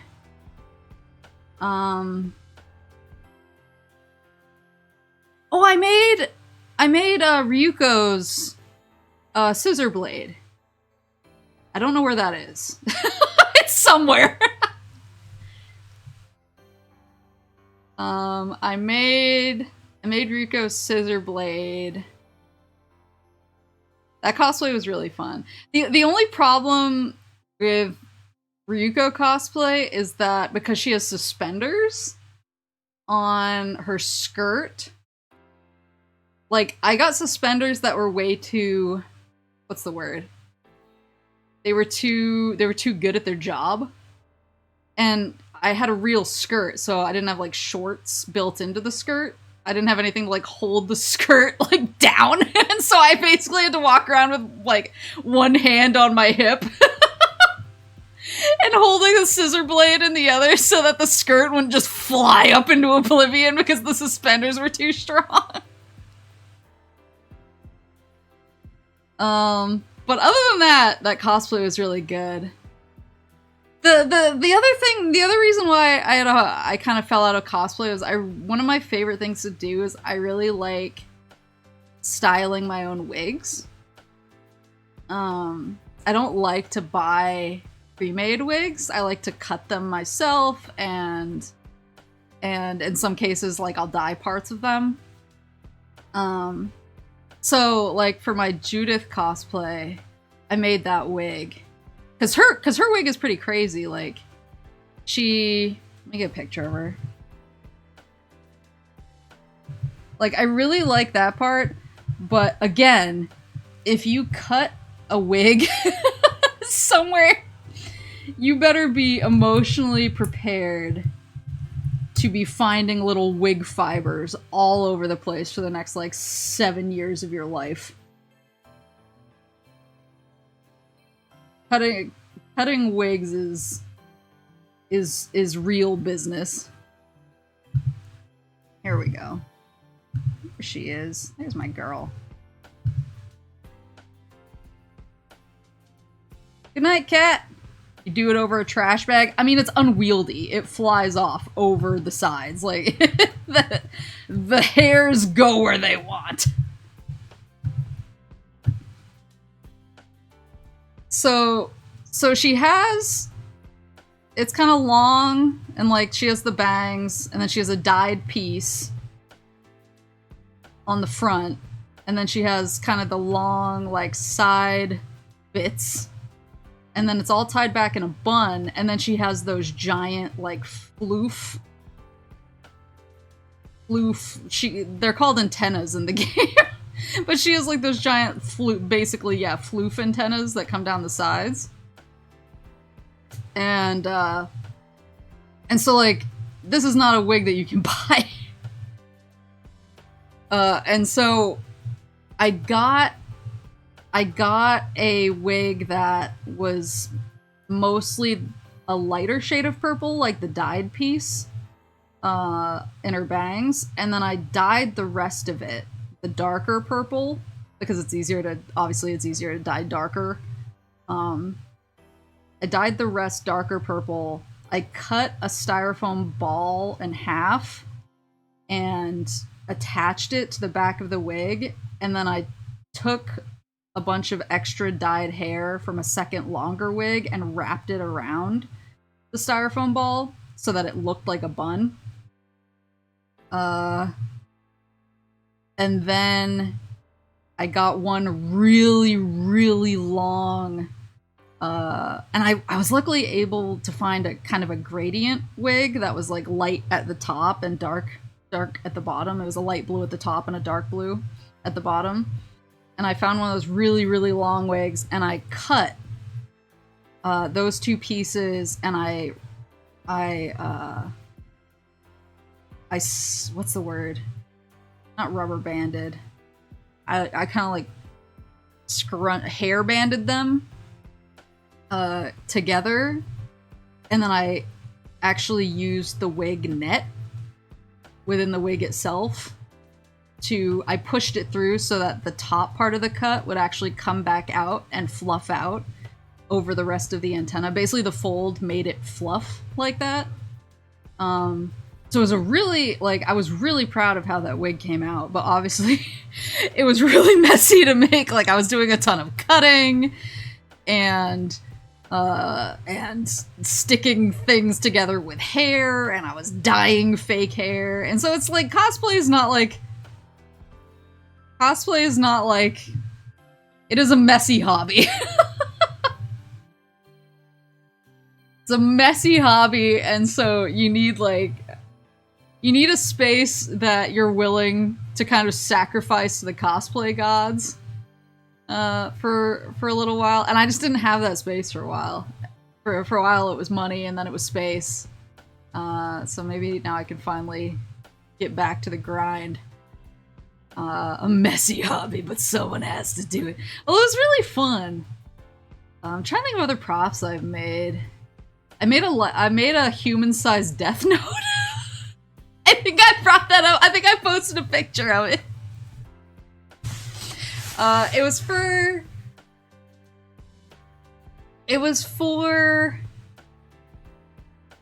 I think it was the release of the second live-action movie. And my friends were like, "We should cosplay. Like, I'll be Light." And they were like, "You should be Misa." And I was like, "I want to be the Death Note." And they were like, "Okay, funny joke." And then I cut apart a bunch of cardboard boxes, laid them flat, taped them all together until they were a giant book. And I made I spray painted the whole thing black, and then I made stencils of all of the letters, and then I put the stencils over, and I spray painted those silver so that I was just a giant. And then basically I had to have help getting it on, because I needed 2 people. I needed 1 person on each side to hoist it up, and then I would get underneath and basically have them drop it onto me. And I cut out like a little like a little window that I could see through.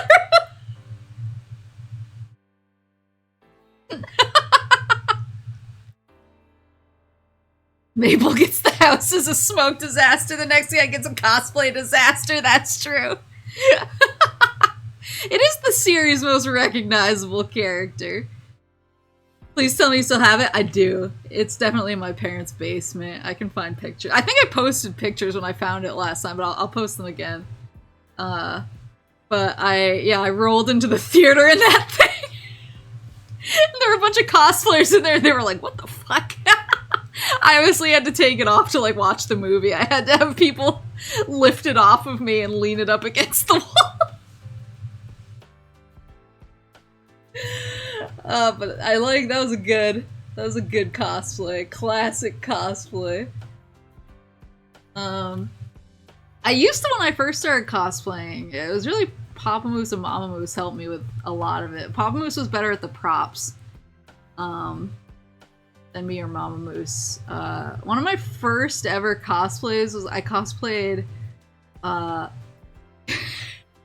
this is a hard oh, she's of a certain era. But one of my first cosplays was Lime from Saber Marionette J. And Pop Moose actually helped me make the big red ball that she has hanging off of her bandana. He I don't remember how he did it, but he made it look really good. It was really shiny. Very, very orb. Like, who? Is it? Hold on, let me find it. Find her. Lime from Saber Marionette J. Classic anime. She's cute. She's of an era, looking at her.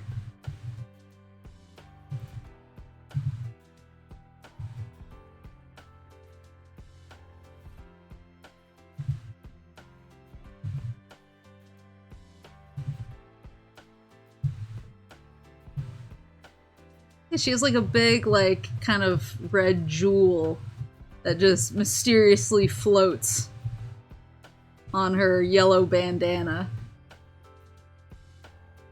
So, Papa Moose made that. I think he made it is classic. Yeah. Real classic. I forgot how we did the shoes. Because we wanted the shoes to be, like, realistically large. So we actually got real bells. You can see that she has bells on the back of her shoes, and they actually jingle when she walks in the anime, and I wanted to replicate that. And so we got, like, real, like, giant Christmas bells. I think what we did is I think we got me, like, normal sneakers that I could wear that would be comfortable, and then we kind of built these giant clown shoes around the sneakers so that they weren't completely uncomfortable to walk around in. And they kind of stuck out, like, when I was walking, like, it looked like I had big shoes, but the way it felt, it didn't feel like I had big shoes. And then, yes, I did jingle jangle. I jingle jangled all around the convention center.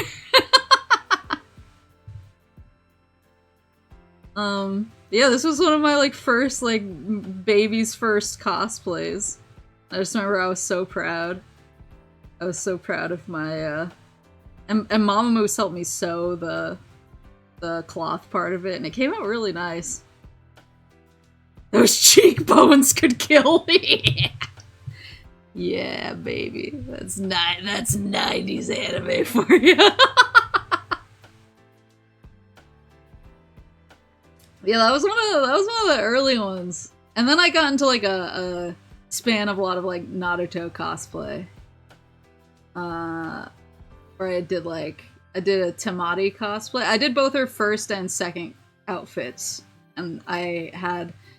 We actually ordered a giant fan online that wasn't that expensive for some reason, and then we paint. I think I have that in the basement. I can probably find that.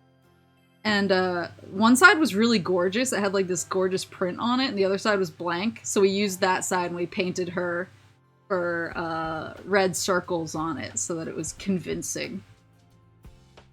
Kage Mushi no Jutsu.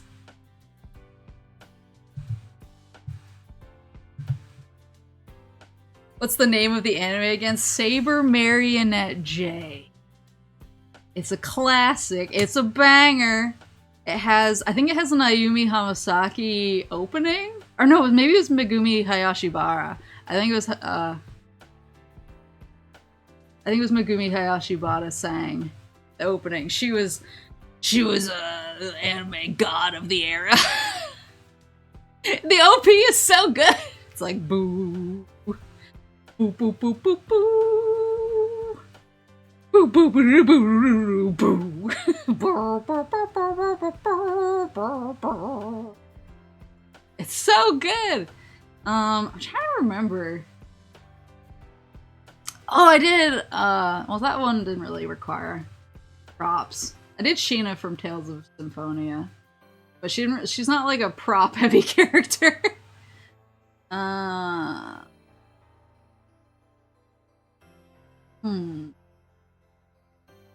But yeah, like once I started being able to do props and wigs, well, like once I figured out my groove on them, that was my favorite part of cosplay.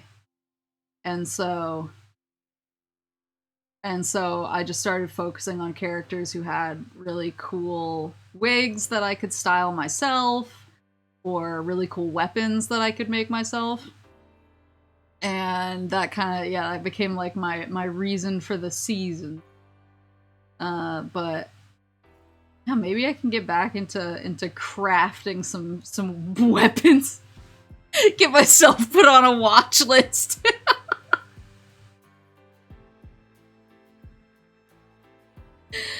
But yeah, I mean, like back in the cosplay, like you always had to carry around like a bag full of like just in case. Like if something's gonna fall apart on you, like what's it gonna be? Oh, I did. Okay, so like every I was gonna say like every menheta. Like every menheta, I had to cosplay Freya from Chobits.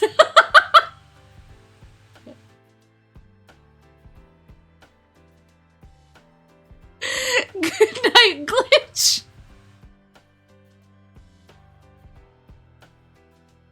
You have a 3D printer to make weapons with? I know, I don't. The library has one, though. Good night, Corn. Chobits is a name I haven't heard in years, yeah. Well, I got, like, really into making... one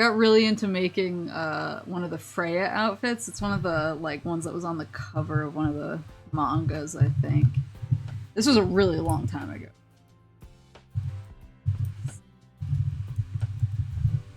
And I'm sure, like, a million people have done this outfit. Yeah, there it is.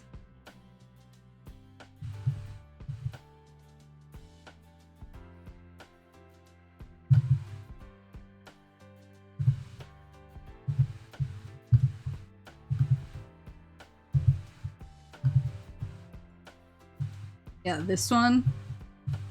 Or like ultra gothy one. I feel like I feel like all troubled goths of a certain age had to cosplay this at least once. It was like a rite of passage. If you don't wear this to one anime convention, you can beat it. You don't belong here.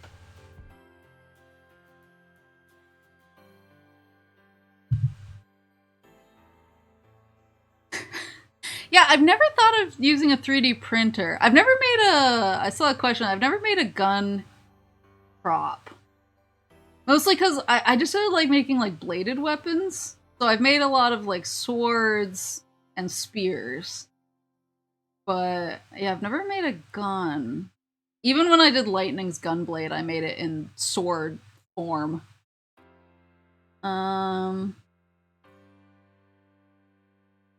But I mean, I've seen a lot of people use 3D printers to make like Mass Effect weapons or Halo weapons. So that would be kind of fun. But I think like part of what I enjoy about it is like carving the props and carving the weapons is very weirdly meditative. Like when you're sitting with your unfinished foam and you're trying to chart out exactly how you want it to look. And you're looking at the picture of it, and it's just kind of chill to just sit there and whittle away at it until it looks how you like. So I almost like doing it myself. I feel like if I let a 3D printer do it, I would be like, he's having all the fun. When will you start your Deepwoods blacksmithing hobby? So, I know that blacksmithing is like really hard, obviously. And you need a lot of space because you need like a forge and like all these other things. But I really wanted to... There was a period of time where I was really interested in getting into resin crafting. Because that's something that a lot of like heavy cosplayers like to do. Like make their own gems for outfits, or if they have a weapon that has a gem in it, kind of make their own resin jewel, basically, or even make entire like little props out of resin. And it's a little... I think it's a little harder craftsmanship-wise, because instead of just like making the thing, you basically have to make a mold of the thing and then pour the resin in.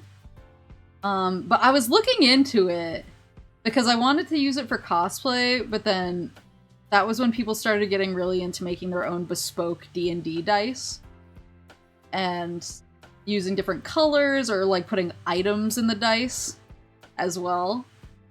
And I was like, oh man, I want to make D&D dice. I want to make my own set. And the more I researched it, the more I was like, this seems really dangerous. Like, there's a lot of like fumes and stuff associated with resin crafting that, yeah, I feel like a lot of like the big resin crafters only talk about if you ask them. Yeah, you need like really adequate ventilation. You need like a certain amount of space to be able to kind of let the stuff set, but also be able to be ventilated well so you don't poison yourself.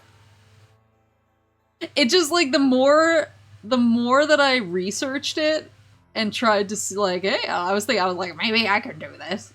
Like the deeper I got into it, the more I was like, I don't know, man. Like, this seems like someone is gonna find me face down in my basement in front of a set of D&D dice. Not in the good way. So I kind of gave up on that dream. But maybe, I don't know, maybe someday. I have because my library has a 3D printer. I feel like a lot of libraries have 3D printers now, but I was like shocked when I learned that mine did. I started looking online because I was like, what do people make with 3D printers? And a lot of people seem to make either like stuff from games, so like Mass Effect weapons or Halo weapons, or they make kind of just little cutesy trinkets out of it. But the thing that I really want to make, I actually I might do this soon as I start like moving in. I found a stand that goes around your Switch dock, but it looks like crystals like growing out of your Switch dock, and it's really cool. I found a pattern for it. It's really cool, so I might actually 3D print that at the library. You just have to pay for materials, and they're pretty cheap. or their rate is pretty cheap.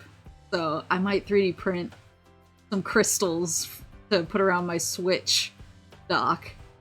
Don't have a failed saving throw joke in your obituary. That's exactly what I want in my obituary. Just carry a D20 and a note that says, roll me a death save in case something takes me out one day. Like, I should probably make, like, a real, like, piece of paper that says this, because I'm deathly serious about it.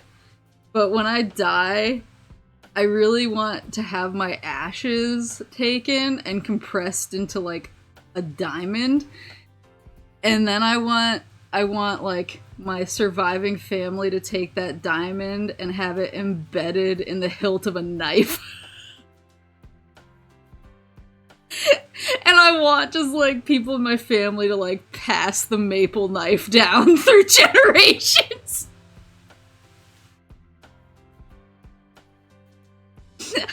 That's my dream. I just really want to be a weapon in death. I want to be a weapon. I may or may not be used to stab somebody someday. I just want them to, like, I don't know, just be like, this is one of your ancestors, Maple. She's a knife now. Use her to defend your land. It's like the family quilt, but you're inside it. Yeah, exactly. I had a friend who was always joking that they wanted to be, like, taxidermied when they die and have it in their will that, like, their kids and their grandkids don't get a cent unless they display the taxidermied version of themselves looking disappointed in the room at all times. And then I just, like, thought about it and I was like, okay, but what if I did that but, like, way more threatening?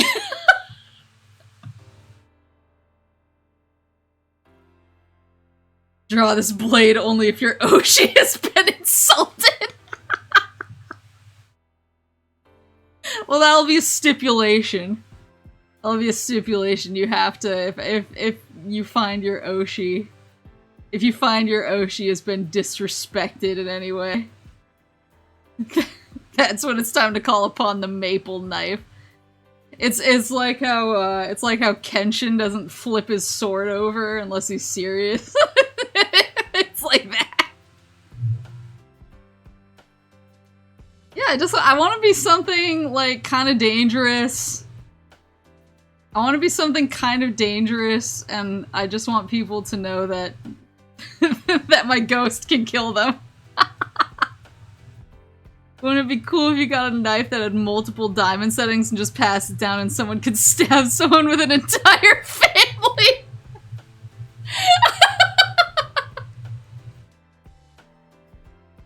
What if the entire knife is made of diamonds?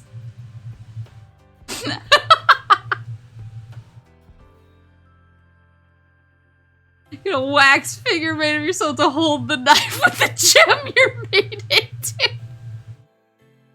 That would be extremely meta. I just want to be a weapon. I don't know what to tell you. After I got my wisdom teeth out, I watched Soul Eater while I was on Percocet, and I've never been the same.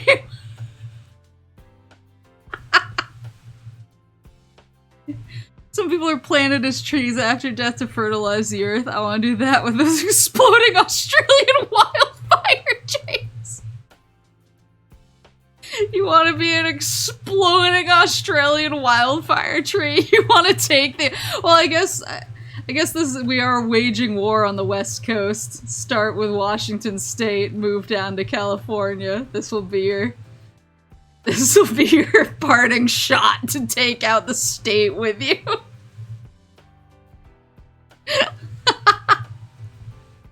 I want to be the sand in an hourglass. Always ticking other people's life away. I like that. That's poetic. I'm dead and now you have to think about how you will be someday too. It's got so dark. just want to be a knife. Whew. Whoops. I just actually... I'm sitting here, like, laughing myself to death. I just looked at the time and realized I still have to pack. I still have to pack for my anime excursion tomorrow. So I'm gonna whoops. Yeah. Oops. Uh-oh. So I'm gonna call it so that I can pack. But I'm so excited. I'm so excited to be back in the anime saddle. To have my pile of Coronet prints that everyone must respect. Have a fun con. Thank you. Hope your dreams after death come true. Thank you. But yeah, hopefully, fingers crossed, things are winding down a little bit, so hopefully when I get back from the con we can have fun. Here's how the con went. Here's my Phase Connect merch that I got in a totally unsketchy way by sending a bunch of people to pick it up for me. Stories. And lamp.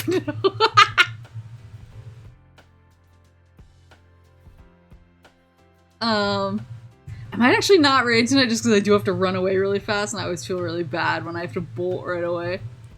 I don't know if FaZe is streaming the con. Another reason to not go to the booth. Then send my minions instead. But yeah, hopefully I'll have fun stories when I get back. And things should hopefully be wrapping up and I should be moving in soon. So then I can get back to playing video games because that's all I want to do. I just want to play Metroid again. Every day I wake up and thirst for Metroid. Oh, Barry's doing her last pre-Korea stream, so I'll drop you off with Barry, but please explain for me. Please explain that I have to go pack for an anime convention, which is significantly less cool than visiting Korea.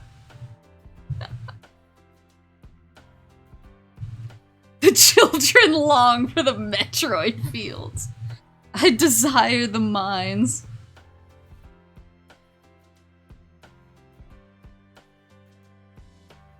Does this work? It worked. Alright, we'll go see Barry. But I do have to run! I have to run and pack my stuff. But have a good rest of your night, or your morning, or your afternoon, or whatever it is, wherever you are at Otsumus. Please tell Barry that I love her, and to have a good trip, and I'm sorry that I'm an anime packing hell.